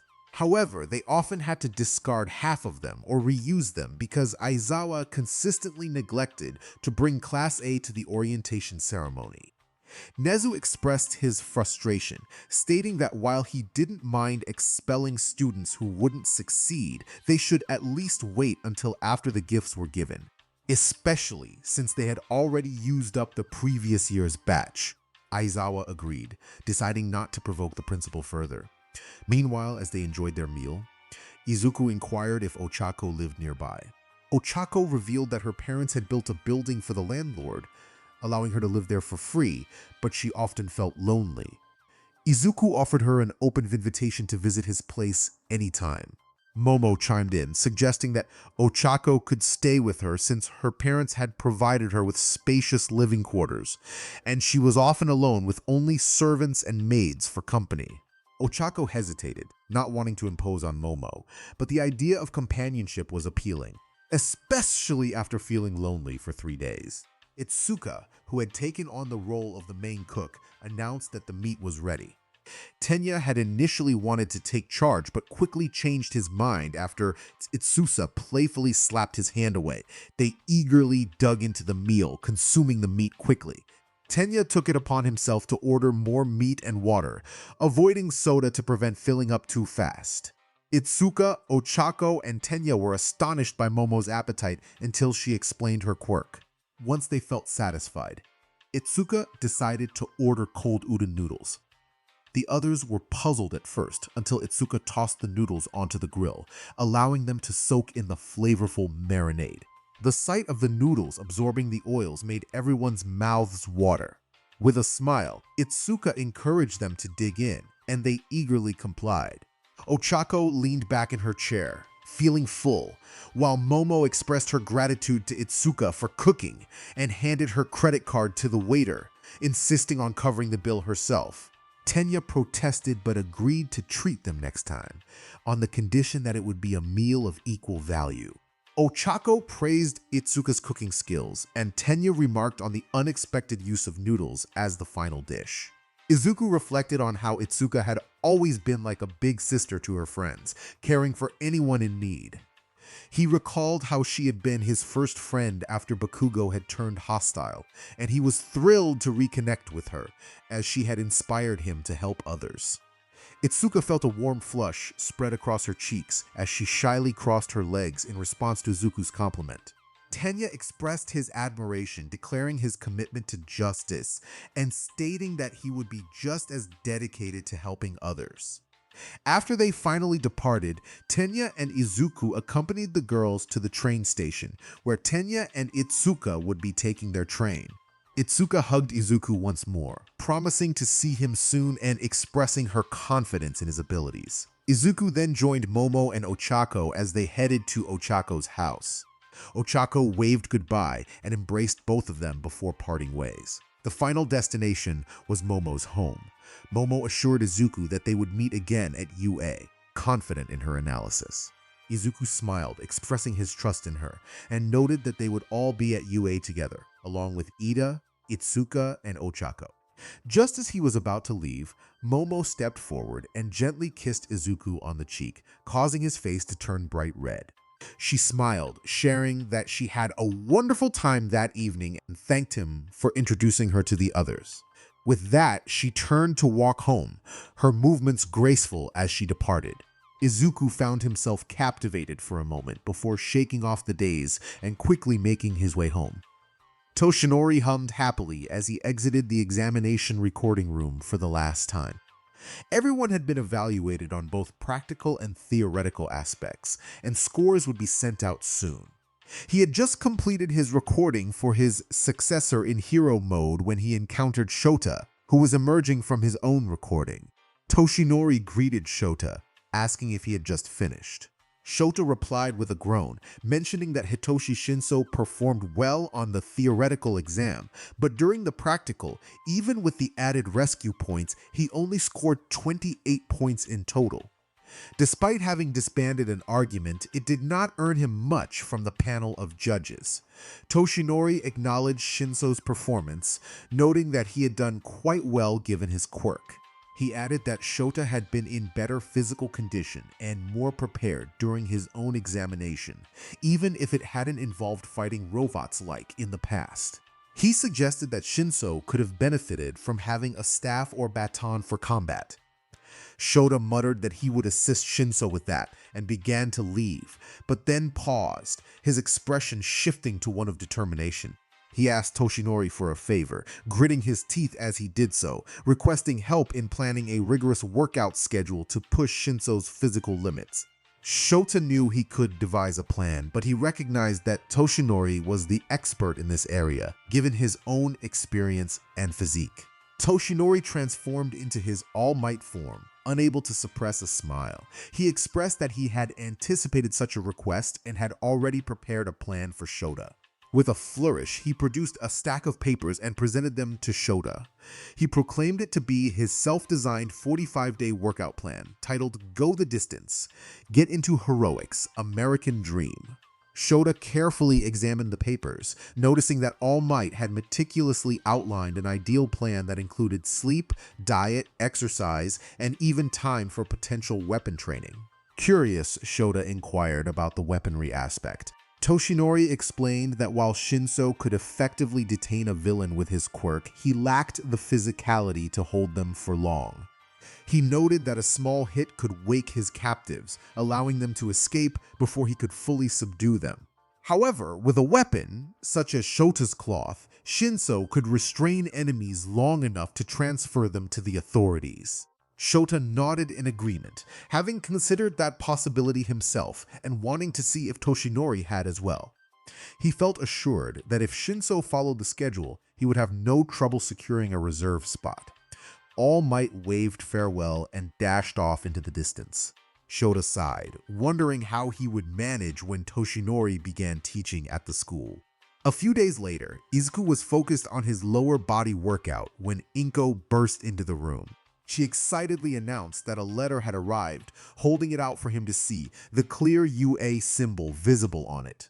Izuku quickly grabbed the letter, trembling with excitement. Inko stepped back to give him space, retreating to the kitchen to await the news. Izuku stared at the envelope with a mix of anxiety and anticipation. After a moment, he tore open the seal and revealed a small circular device nestled inside. He quickly placed it on his desk and leaned back in his chair as the device powered on, projecting a video. All Might's familiar voice filled the room, declaring his presence with enthusiasm. Izuku was taken aback, realizing this was not just any letter from UA.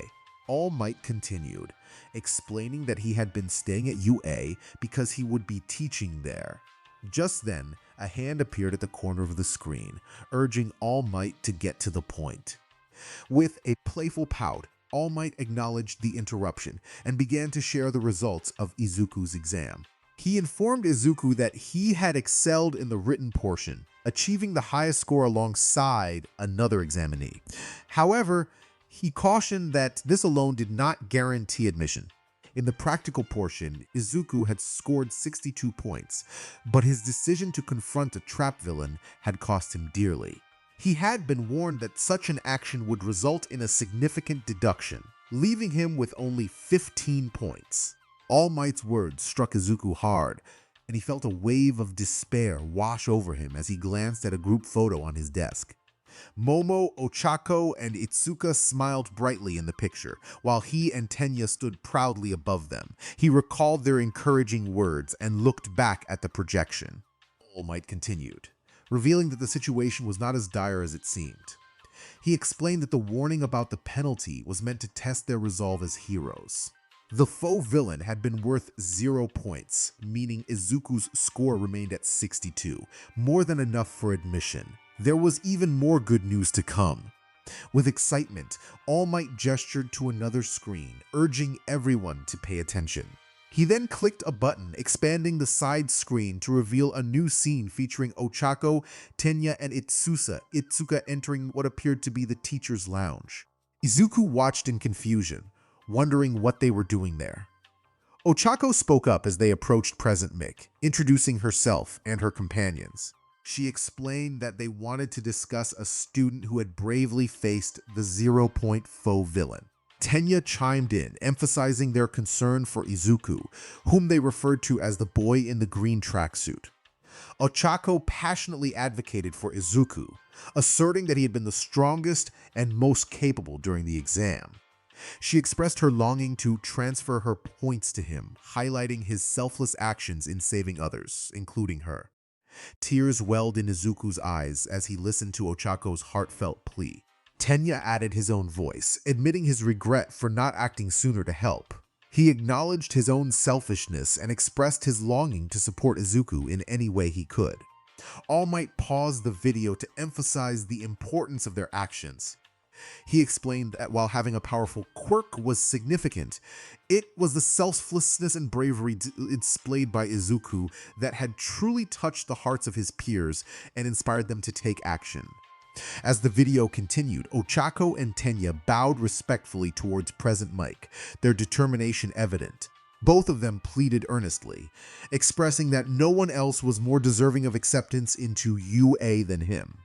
Present Mick fought the urge to smile before turning to Itsuka, asking about her thoughts. Itsuka sighed, a smile on her face as she spoke about Izuku's selflessness.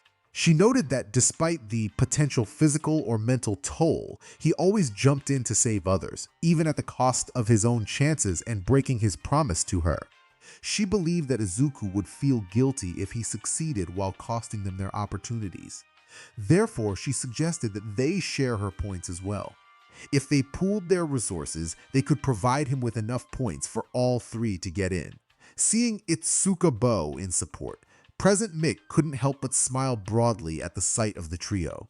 He acknowledged that a person with such a kind heart was rare and reminded them never to forget that. He added that the exam was not solely based on villain points.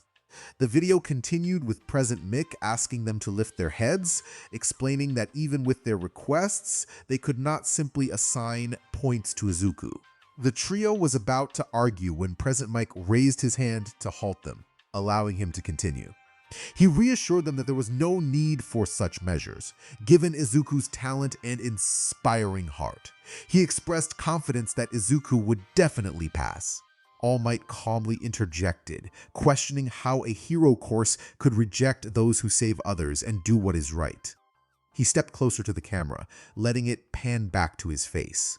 He spoke passionately about the necessity of risking one's life in this profession, emphasizing the importance of rescue points awarded by a panel of stringent judges. He explained that these points were a crucial aspect of their evaluation. Izuku felt immense gratitude towards Momo for her accurate analysis. The announcement revealed Izuku's scores, 62 villain points and 70 rescue points, totaling 132 points. The judges had certainly noticed his actions in front of the giant faux villain, and were impressed by his efforts to aid others and keep them safe. His performance had solidified their judgment, making him the only applicant in UA's history to achieve full rescue points. He had also surpassed the previous highest record by an impressive 32 points, which had been held by All Might. Tears streamed down Izuku's cheeks as the camera panned back to All Might, who turned dramatically to face the lens. He raised his hand, gesturing for Izuku to come forward. He encouraged Izuku, stating that this was just the beginning of his journey. Izuku had shown everyone his true potential and had gone plus ultra. This was his hero academia. Izuku nodded, trying to wipe away his tears. Once he managed to compose himself, he took the recorded projection to the kitchen to share the news with his mother, Inko. Most applicants received a projection letter from Nezu introducing himself before displaying their scores for both the theoretical and practical exams, along with a final statement regarding their acceptance into their chosen courses or general studies. This was a standard recording used for all applicants. Only a few students received different recordings if they had done something noteworthy. For example, Ochako Tenya and Itsuka received special recognition for their willingness to sacrifice their points for Izuku. Another student who received a different recording was Hitoshi Shinso. Shinso stared at the envelope addressed to him from UA. After some encouragement from his mother, he finally mustered the courage to open the letter in the privacy of his room. The recorded projection revealed not Nezu or All Might, but Aizawa Shota. He casually greeted Shinso, acknowledging that he was likely curious about his results and wondering who he was. Shinso nodded in response. Shota continued, introducing himself as one of the teachers at UA High. He explained that while the principal, Nizu, usually handled these announcements, he had chosen to do Shinso's. He noted that Shinso's theoretical exam performance was good, but in the practical exam, he earned 8 villain points, which was clearly insufficient for consideration. Shinso felt a surge of frustration as he absorbed the news. It seemed so unjust. His quirk was not suited for this type of exam and lacked the flashy appeal that others possessed. His quirk, Brainwash, often led people to assume he would become a villain. Shota continued, drawing Shinso's attention. He acknowledged Shinso's actions after the exam, praising him for diffusing a potential conflict without resorting to violence. Shota noted that not many could achieve such restraint, especially in a world where many were eager to fight. He mentioned that there were rescue points to consider, but despite Shinso's efforts, he only earned 20 Tusi rescue points, totaling 28 points, which was insufficient for consideration. Feeling dejected, Shinso lowered his head. However, Shota expressed curiosity about Shinso's quirk, Brainwash. He explained that such a potentially useful quirk might not have been evident during A's practical exam due to the rules against interfering with other students. It was only after witnessing Shinso's intervention that he decided to investigate further. Using his authority as a teacher, Shota revealed that Shinso was in a unique position. Shinso raised his gaze, disbelief mingling with a flicker of hope and tears in his eyes. Nezu had agreed to offer him a reserve ranking spot in the heroic course. Shota explained. While he would be placed in the general studies class, he would participate in specific heroic course events. However, there was a catch.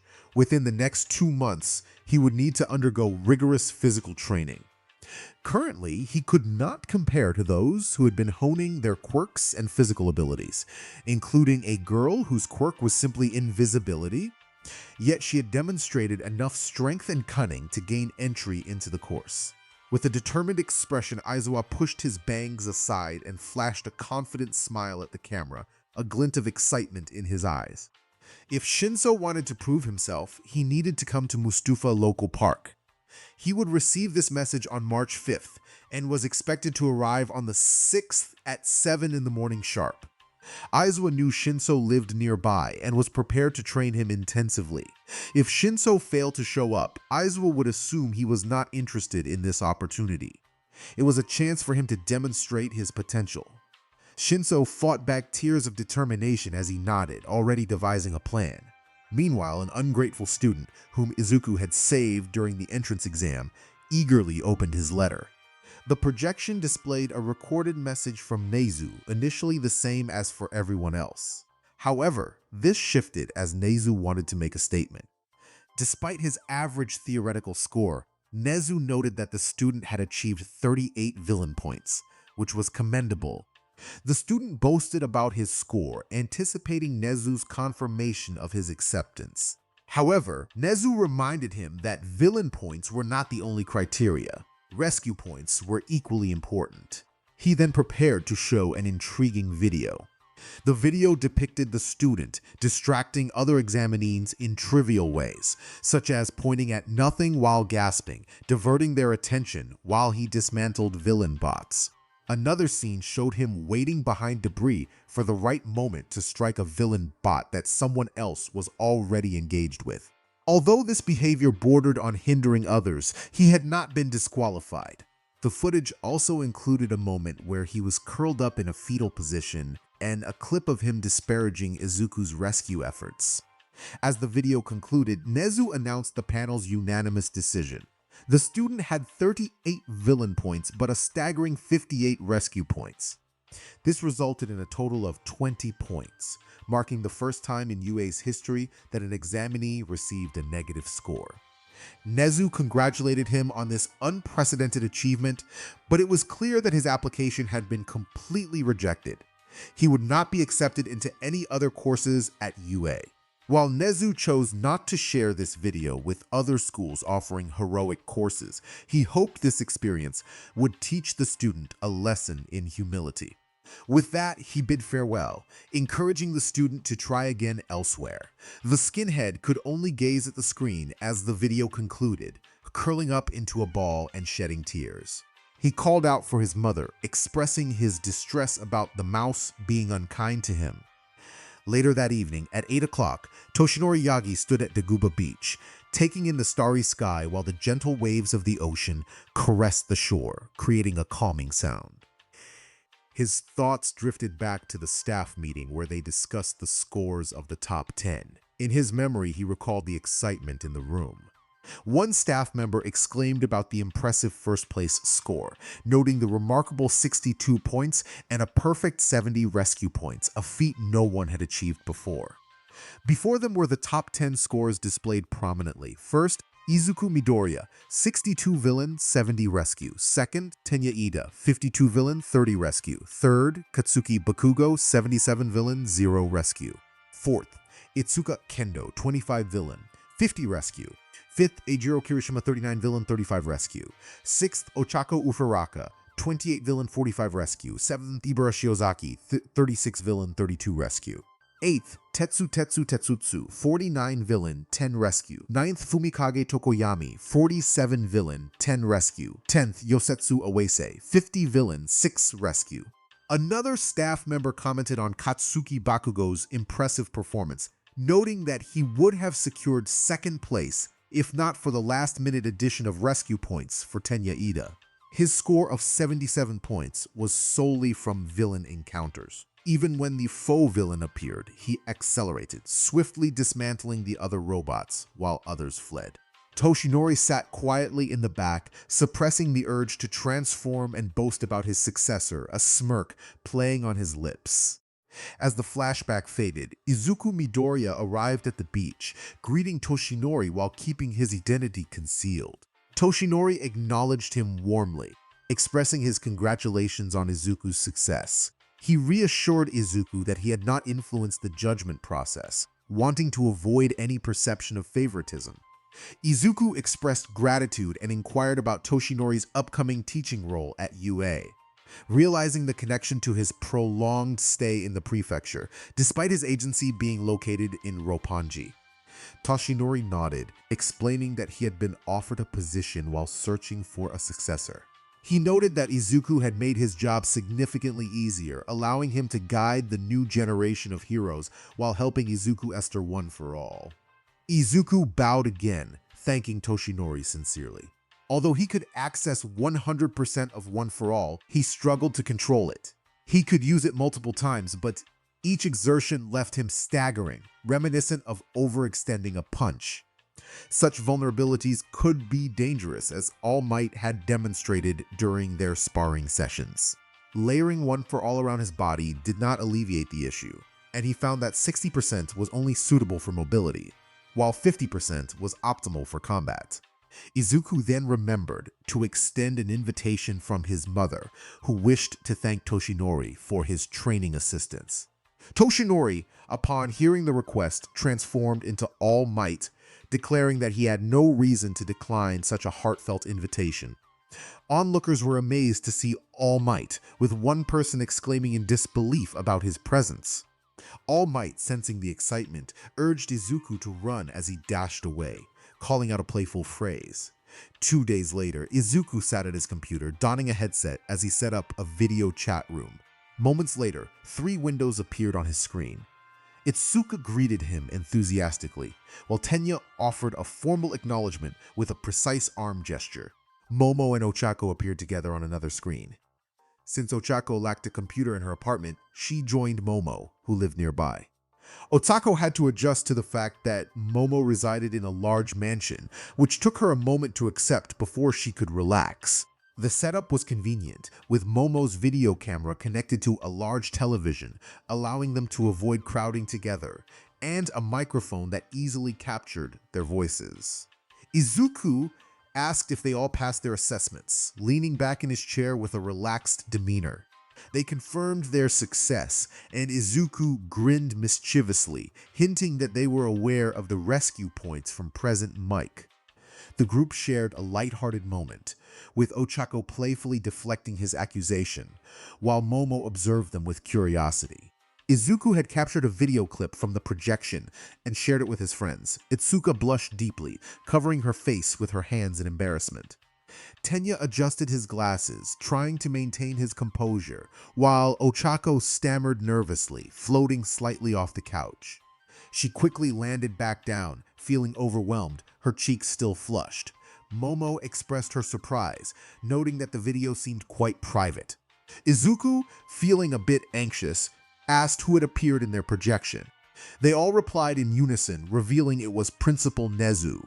Ochako then redirected the conversation back to Izuku, inquiring about his projection. After a moment of hesitation, Izuku revealed that it had been All Might. The group erupted in excitement, their collective shock nearly deafening him. Itsuka questioned how he had managed to get All Might for his video. Izuku explained that it might have been due to his first place finish in the event. Ochako was impressed, asking about his points. She shared her own scores of 28 villain points and 45 rescue points, noting that she received a lot of rescue points for some reason.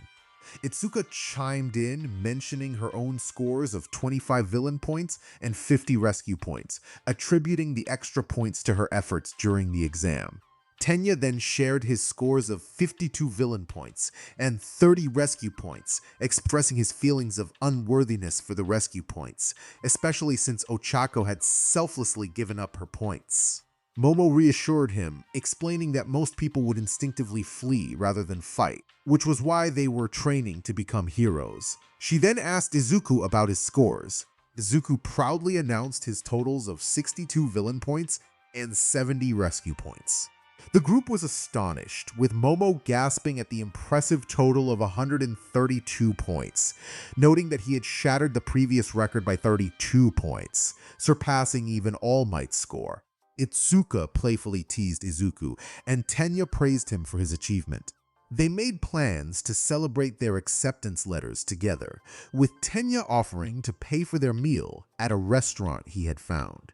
Izuku suggested that Itsuka reconnect with Grandmaster Rekai, knowing she would be pleased to see her again. Itsuka agreed, excited about the idea, and Ochako eagerly wanted to join. Tenya expressed interest in visiting the place where Itsuka had learned to fight, and Momo looked forward to exploring more of the city. They decided to meet up on Friday, with Izuku confirming that his school ended on Thursday. Everyone enthusiastically agreed, though Itsuka felt a twinge of disappointment, wishing for a more private outing with Izuku, almost like a date. When Friday arrived, Izuku was about to leave to meet his friends before heading to the dojo when he encountered an unexpected visitor at his door. Bakugo stood there, demanding a fight. Izuku was taken aback, questioning if Bakugo wanted to duel right in front of his house. Bakugo insisted they head to the park for their showdown instead. Sighing in annoyance, Izuku explained his plans with friends, hoping to postpone the fight. But Bakugo was adamant, insisting they settle their rivalry immediately, claiming that Izuku had disrupted his ambitions to be the top student from Aldera Junior High. Bakugo turned to see Izuku leap off the balcony of their 5-story building. Leaning over the edge, he watched as Izuku landed safely and dashed away. Bakugo shouted for Izuku to return and jumped off the balcony as well, using his explosions to control his descent while pursuing him.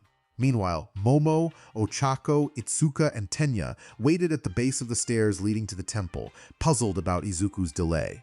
Momo, using binoculars she had created, spotted Izuku in the distance, noticing he was being chased by someone. Tenya gasped, concerned that Izuku might be in trouble, and urged the group to go to his aid. Itsuka inquired if the person pursuing Izuku had spiky blonde hair, an angry expression, and was yelling a particular phrase. Momo confirmed that was indeed what he was shouting, causing sweat to bead on her forehead. Itsuka recognized the voice as belonging to Katsuki Bakugo and wondered what he wanted this time. Ochako asked if there was any history between them. Itsuka explained that Bakugo had been Izuku's main bully for a long time. She scoffed at the idea that the beating he received when he attempted to enter the dojo would have changed his behavior. Izuku often believed in the goodness of people, sometimes too much, but that was part of what made him special. Before anyone could comment further, Izuku arrived, apologizing for the situation. Katsuki, not far behind, shouted at Izuku, demanding he stop running away. Rikai, unexpectedly joining the group, commented on Katsuki's persistence, surprising everyone. Ochako exclaimed her surprise at Rekai's sudden appearance, to which Rekai casually mentioned she had heard Katsuki's shouts from her dojo. Tenya questioned why they hadn't heard it sooner, and Itsuka quickly explained that Rekai's quirk allowed her to hear better than most. Katsuki, upon seeing Rekai, shouted a disrespectful remark, prompting Tenya to admonish him. Rekai, however, laughed it off and playfully threatened to remind Katsuki of their last encounter. Katsuki fell silent, mumbling to himself. Rekai then turned her attention to Itsuka, acknowledging her presence and expressing delight in seeing her again. Itsuka respectfully bowed and greeted her. Rekai teased that Itsuka might be there to see Izuku instead, causing Itsuka to blush. Fortunately for her, Izuku was preoccupied with Katsuki, who was challenging him once more. Rekai invited everyone to her dojo, and Itsuka reassured Momo that it was fine to call her by her first name and explained Rekai's blindness. Ochako was impressed, likening Rekai to a formidable blind martial arts emcee from movies, which made Rekai laugh from the stairs, catching Ochako off guard. Once inside the dojo, Rekai tossed shirts and breathes to Izuku and Katsuki, instructing them to change. She directed Izuku to take Katsuki to a specific site once they were ready. Izuku hesitated, but Rekai urged him to just fight, suggesting that if he didn't, Katsuki would continue to pursue him all summer, leading to misunderstandings about their relationship. The girls reacted with a mix of embarrassment and frustration at the thought of Izuku being pursued, while Izuku and Katsuki exchanged glares before heading to the changing room. Itsuka gently asked Rekai why she allowed this situation to unfold. Rekai explained that it was the best way to confront their issues. She sensed that Katsuki wanted to be the best, and that Izuku admired him despite their complicated history. This fight could potentially lead them to become friends and rivals, pushing each other to grow as heroes. Tenya expressed surprise at the idea of a violent student wanting to be a hero, and Momo added that it was hard to see, especially if he was indeed a bully. Ochako excitedly noted that it seemed they were destined to be rivals. Itsuka, while wishing she could just put Katsuki in his place, acknowledged Rekai's insight. Rekai announced their arrival at a flat dirt stage, ready for the upcoming confrontation. Itsuka expressed surprise at the sight before her, questioning how it had come to be. She recalled a time when trees had filled the area. Rekai casually explained that a few students had been experimenting with their quirks, resulting in a fire that consumed the trees. As a consequence, the students were tasked with removing the tree trunks and constructing a new stage. This unexpected turn of events provided Rekai with a new sparring arena, courtesy of their efforts. Momo, Ochako, and Tenya silently thought about Rekai's rather harsh approach. Katsuki and Izuku faced each other in the newly established sparring arena, tension palpable between them. Rekai, seated and sipping tea, announced that quirks were permitted for the match, but cautioned against any lethal moves. She made it clear that if she called for a stop, they were to comply immediately, or there would be consequences. The rules were straightforward. Stepping outside the boundary lines and touching the ground meant defeat. But if one managed to return without touching the ground, they would be fine. Tenya questioned how Rekai would monitor the match given her visual impairment. Rekai confidently replied that she could hear everything, even the subtle movements of those present, including Momo scratching her arm. Momo was taken aback by Rekai's keen observation, stunned that she could detect such a small action without looking. Rekai then asked if the two boys were ready to begin. Katsuki started to respond, but Rekai interrupted him, signaling the start of the match. Katsuki quickly found himself dodging a punch from Izuku, who had launched an attack. Katsuki retaliated with a right hook, only for Izuku to counter and execute a judo toss, sending him to the ground. Katsuki managed to spit out some saliva and rolled away just in time to avoid Izuku's stomp. Regaining his footing, Katsuki activated his quirk and soared towards Izuku again.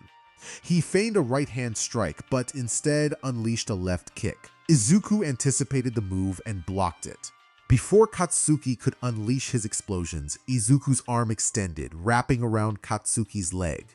With a determined yell, Izuku threw Katsuki down, sending him rolling toward the boundary. Tenya remarked that Katsuki would be out of bounds, but Katsuki quickly propelled himself into the air, repositioning before unleashing a powerful blast to not only return to the arena but also to charge into Izuku, who was caught off guard. Though Izuku sustained no damage, Katsuki was far from finished. Katsuki shouted fiercely as he raised his hands and blasted Izuku in the chest with another explosion. Ochako expressed concern, fearing that Izuku would be ringed out as he rolled toward the boundary. However, Izuku managed to regain his balance, stretching his arms back before striking the ground, causing it to tremble. This action halted his momentum, allowing him to remain in the match. Katsuki growled in frustration, shaking his hands to dispel the slight numbness he felt. He couldn't believe Izuku had anticipated his move. Izuku explained that in every match he had observed, Katsuki often began with a right hook. He had taken notes in his hero analysis notebook, which included Katsuki. He acknowledged Katsuki's strength and his ambition to become a hero. Katsuki, filled with anger, retorted that Izuku was merely an obstacle in his path as he charged forward, using his explosions to propel himself. Izuku prepared to jab Katsuki, but Katsuki fired an explosion to alter his trajectory, soaring above Izuku while using the blast as a smokescreen. Adjusting midair, he activated his quirk with both hands. Suddenly, Izuku vanished from Katsuki's sight before the explosions could connect. Katsuki landed on his feet, scanning the area in confusion. His instincts kicked in, prompting him to raise his left arm just in time to block an incoming swing from Izuku. Momo observed Katsuki's quick reflexes, noting that he was more than just brute strength. His strategy was surprisingly intricate, and despite losing sight of Izuku, he had reacted swiftly. Katsuki, filled with rage, declared that Izuku had not bested him, but he was cut off as Izuku's arm swing connected with the back of his head. Katsuki managed to block the strike just past the elbow, allowing Izuku to bend his arm and land a hit. Katsuki clenched his jaw and attempted to deliver an explosive palm strike, but Izuku ducked under it and retaliated with an elbow to Katsuki's face. Katsuki managed to catch the blow, but was caught off guard by Izuku's follow-up. Izuku straightened his arm and struck Katsuki again, sending him stumbling backward. As Katsuki looked up, he saw Izuku leaping into the air, seemingly preparing for a spinning kick. Katsuki quickly raised his arms to defend himself. However, it was a feint. Izuku did not use his right leg to attack. Instead, he landed in front of Katsuki and swiftly delivered a back kick to his stomach. Katsuki exclaimed in frustration as he was pushed back toward the center of the arena, quickly regaining his stance while trying to keep an eye on Izuku, who was now at the edge of his vision. It was challenging for Katsuki to track Izuku's movements. Itsuka expressed surprise at Izuku's technique, recognizing it as ghost pressing steps. Ochako marveled at Izuku's speed, while Momo noted that it was not just speed that made Izuku impressive. Tenya agreed, pointing out that it was the precision and intensity of Izuku's movements that set him apart. He acknowledged that while he could make sharp turns, he couldn't execute them as frequently as Izuku was doing. Ochako wondered if such rapid movements would strain Izuku's ankles. Rekai, sipping her tea, remarked that with proper training, one could sustain such movements for a few minutes, though even she found it challenging. She attributed Izuku's ability to his unique quirk. Itsuka and Momo suddenly realized that Izuku's body had arb-like properties, allowing him to stretch and absorb impacts without the usual stress on his muscles. Katsuki, frustrated, growled at the thought of Izuku being made of RB. He was trying to dodge punches while analyzing the situation, but Izuku's speed made it difficult to keep track of him. To make matters worse, Izuku could launch attacks from angles that Katsuki couldn't see. Determined to regain control, Katsuki sprinted to a corner of the arena, turned, and planted his feet firmly. Ochako questioned whether Katsuki was trapping himself, but Rekai countered that he was using his instincts wisely. By positioning himself there, Katsuki had protected his back and sides, leaving only the front vulnerable. Katsuki thought to himself that it was still hard to pinpoint Izuku's location as he approached, still executing those sharp steps. He decided to unleash a barrage of explosions from his hands, covering a large portion of the stage and engulfing Izuku in the blast. Momo and Itsuka gasped in concern for Izuku. Tenya wondered why Izuku had not used the powerful move he had demonstrated during the entrance exam, the one where he had defeated the faux villain in a single blow. Itsuka was shocked to learn about this, realizing she had not been informed of the details. Suddenly, Izuku burst through the smoke, his shirt burned away and parts of his breaths singed. His body shimmered with arcs of green lightning as he charged toward a startled Katsuki. Izuku's right arm, which had been extended, suddenly retracted as he aimed an uppercut at Katsuki's stomach. Katsuki managed to block the attack with both hands, but the force sent him soaring upward, leaving his hands stinging.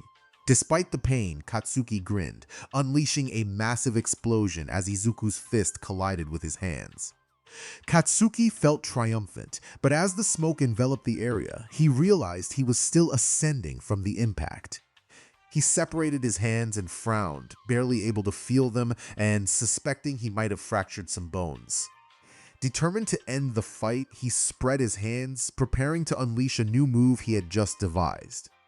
In his focus on preparing for the attack, Katsuki failed to notice Izuku's leg extending toward him from the side. Before he could react, Katsuki landed painfully on his left side, using his hands to shield his head. Katsuki shouted in frustration as he quickly stood up, realizing that his left arm was immobilized due to dislocation. Despite the setback, he was determined not to give in. Rekai announced that Izuku had won the match by ring out, prompting Katsuki to freeze as he looked down and confirmed that he was indeed outside the ring. A wave of disbelief washed over him as he began to tremble, processing the reality of his defeat. Ochako, Momo, and Itsuka expressed their concern for Izuku, calling out his name anxiously. As the smoke cleared, Izuku coughed, assuring everyone that he was all right. The girls suddenly fell silent, their faces turning red as they realized the extent of his situation. Tenya, filled with worry, exclaimed that Izuku was without clothes. Katsuki's last attack had burned away most of Izuku's outfit, leaving him in only his all-might boxers, which were tattered. Tenya quickly wrapped his coat around Izuku's waist, prompting mixed feelings among the girls, who were grateful yet frustrated that they couldn't see clearly due to the lingering smoke. Rekai laughed, noticing the girls' reactions, before sending Izuku to the locker room for a spare set of clothes, including underwear. As Izuku hurried away, embarrassed, Rekai approached the still-stunned Katsuki and, with a swift motion, adjusted his dislocated shoulder. Katsuki cried out in pain, rolling on the ground from the impact, while Rekai playfully chided him, reminding him that she had helped him. Katsuki blinked, realizing that her words were true. Rekai continued, pointing out that he had learned a valuable lesson that day. She questioned whether he had thought he was the strongest simply because of his quirk, viewing others as mere obstacles. As she walked around him, Rikai noted that she had heard about his training at various gyms and dojos since the sludge villain incident. She wondered if anyone had shown him the vastness of the world beyond his own strength. Seeing his silence, Rikai sighed, acknowledging that it was no surprise. She explained that while he was indeed strong with excellent battle instincts and a powerful quirk, he had become complacent. The praise he received had clouded his judgment, leading him to underestimate challenges. She warned him that even the strongest could stumble if they weren't careful. Katsuki attempted to respond, but Rikai pressed on, challenging him about his training before the sludge villain incident. She pointed out that Izuku had been pushing himself consistently, even more so after that event. Katsuki found himself at a loss for words. While he had maintained his fitness, he had never pushed himself to the extent he had seen in Izuku. It was only in the last 10 months that he had truly begun to challenge himself. Rikai stated that he had never faced a setback before, but now he had the opportunity to rise again. She asked if he would give up. With determination, Katsuki declared that he would never give up on his dream of becoming a hero. Though he had lost that day, he vowed to keep fighting, promising that he would defeat Izuku and everyone else to prove he could be the #1 hero. He wiped away his tears, trying to appear strong, and shouted his resolve. Rikai smiled, encouraging him to embrace his stubbornness and consider having a rival to motivate him. She suggested that if Izuku was no longer just an obstacle, he could serve as a tool for Katsuki's growth. Katsuki pondered this idea, feeling a sense of camaraderie with Izuku as he envisioned him as a means to sharpen his skills. However, he was puzzled by Rekai's perspective. Rikai explained that she believed their rivalry would benefit both of them, making them stronger together. She urged Katsuki to take a shower and change out of his clothes. Momo approached with concern, already using her quirk to create a cold compress, burn cream, and bandages for Izuku. Itsuka and Ochako were diligently applying cream and wraps to Izuku's body, which stirred a hint of jealousy in Momo. Their hands made contact with his skin, gliding over his impressive muscles, and Momo quickly redirected her thoughts to avoid any embarrassing reactions. Both Itsuka and Ochako felt a slight blush as they worked. Itsuka hadn't seen Izuku in a long time, having only been able to view him through a camera. When she had first hugged him during the entrance exam, she had noticed how firm his muscles felt. Now, as she examined him more closely, she realized just how much stronger he had become. Her hands lingered a bit longer than necessary while applying the burn cream, and she felt a twinge of envy that Momo could easily create items to assist him. Ochako was too busy admiring Izuku's physique, while Tenya was focused on ensuring there was no lasting damage from the recent incident. Izuku reassured Tenya, insisting he was fine. He mentioned that Bakugo knew how to control himself despite his rough exterior and that he aspired to be a hero. Tenya expressed skepticism about Bakugo's attitude, suggesting it would hinder his chances. Izuku chuckled, revealing that both he and Bakugo had been accepted into UA, heroics, and had received congratulations from the principal. The revelation shocked Tenya, Ochako, and Momo, while Itsuka merely held her head in her hands, bracing herself for the thought of attending the same school as Katsuki. After more discussion, with Itsuku trying to calm his friend's worries about Katsuki, they prepared to head to the sushi restaurant Tenya had recommended. Suddenly, they heard Katsuki calling out to them as he descended the stairs. He declared that he had won this time, but would triumph next time, vowing to defeat them all before he stomped away. Izuku chuckled at the exchange and expressed his hunger after the battle, prompting cheers from the others. Momo inquired if school had ended for them, as Tenya placed another sushi order. They were at a pleasant restaurant where they could order from a screens next to them with a revolving conveyor belt of sushi. Tenya insisted on paying for the all-you-can-eat special, as Momo had done previously. Izuku confirmed that he and Bakugo had tied for first place in their school, which surprised Tenya, who found it hard to believe given Bakugo's personality. Izuku explained that despite Bakugo's bluntness, he was diligent in his studies, often visiting the library during lunch and dedicating time to study at home. Itsuka asked how Izuku knew so much about Bakugo's habits. He shrugged, explaining that their mothers were best friends, and she often shared details with him, emphasizing that their parents maintained a good relationship despite their own differences. Meanwhile, Inko hummed a tune while sweeping the floor when the doorbell rang. She cheerfully answered the door to find Mitsuki Bakugo.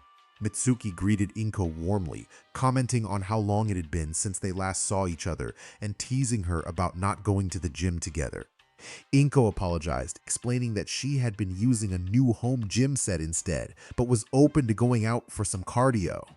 Mitsuki expressed interest in seeing the home gym set and quickly entered the room where it was kept, staring at it for a moment. Inko asked if everything was all right, and Mitsuki inquired about the average cost of such a machine. Inko guessed it was somewhat expensive, explaining that Izuku had received it as a gift from Toshi-chan for helping him out with some matters, estimating its value at around 200,000 yen. Mitsuki corrected her, noting that it was not just an average machine, but one of the best, approved by All Might himself. She estimated its worth to be around 800,000 yen and was astonished by its unique features, suggesting that the customization could be valued at nearly 1 million yen. Inko expressed her surprise at the amount Toshinori Yagi had spent for them, never expecting such generosity from him. Mitsuki, with a teasing smirk, picked up on the mention of his name, playfully prompting Inko for details. Blushing, Inko tried to downplay it, but Mitsuki insisted on hearing more. Inko shared how she had met Toshinori, who had helped train Izuku. She recounted how he would occasionally join them for meals, and how they enjoyed tea together without Izuku's knowledge. She described a moment when she had pecked him on the cheek in gratitude, leaving him with a dreamy smile. Mitsuki bluntly pointed out that it seemed Inko had feelings for Toshinori, noting the similarities between her bluntness and Katsuki's. Inko hesitated, admitting her uncertainty about her feelings, but acknowledged that Toshinori was a kind man. She described his unusual smile, which, despite its oddity, conveyed a sense of safety and calm. She recalled a moment when she had tripped and he had effortlessly caught her, his arms feeling warm and secure. Mitsuki encouraged Inko to pursue happiness, reminding her that her past with Hisashi was behind her. She suggested that if Toshinori did not show the respect she deserved, Inko could use the technique Mitsuki had taught her, which made them both laugh heartily before shifting to lighter topics. Meanwhile, Toshinori Yagi was sipping tea when he felt an unsettling chill. Unsure of its origin, he chose to concentrate on his paperwork instead. A glance at his phone revealed a photo of himself in his form alongside Izuku and Inko, causing his heart to race and prompting him to cough up blood. He needed to regain his focus. On a positive note, having passed on his quirk, he contemplated the possibility of a stomach and lung transplant or even regrowing them, having heard of such advancements in medicine. He planned to consult Recovery Girl for more information, but was cautious about revealing the existence of One for All. Meanwhile, Izuku and his friends were enjoying a sushi feast, ordering more dishes as they went. The head chef, a man with 8 hands, was working diligently to keep up with the demands. Ochako, thrilled by the abundance of options, eagerly ordered her favorite fish sushi. Izuku helped by refilling their water cups, stretching across to the water dispenser. Momo and Tenya suggested various sushi types, drawing from their previous experiences at similar restaurants, while Itsuka took charge of placing the orders. After their satisfying meal, they left the restaurant, feeling content. Izuku expressed curiosity about when they would learn their classroom assignments. Momo informed him that they would find out a few days before UA officially commenced. Ochako hoped they would all be in the same class, while Izuku reassured her that even if they weren't, they would still have hero classes together. Itsuka added that they could still spend time together during lunch and after school, and that having a larger group of friends would be enjoyable. Tenya suggested they should hang out more before school started again, to which Ochako enthusiastically agreed, mentioning her plans to stay with her parents for a while before returning. Momo reminded her to let her parents know she would be fine living with her, as her home could feel lonely despite the presence of staff. Ochako nodded in agreement. As the weeks passed, they made the most of their time together, sometimes all hanging out, other times with just a few of them. Finally, they received their classroom's assignments, marking the beginning of their journey to become heroes.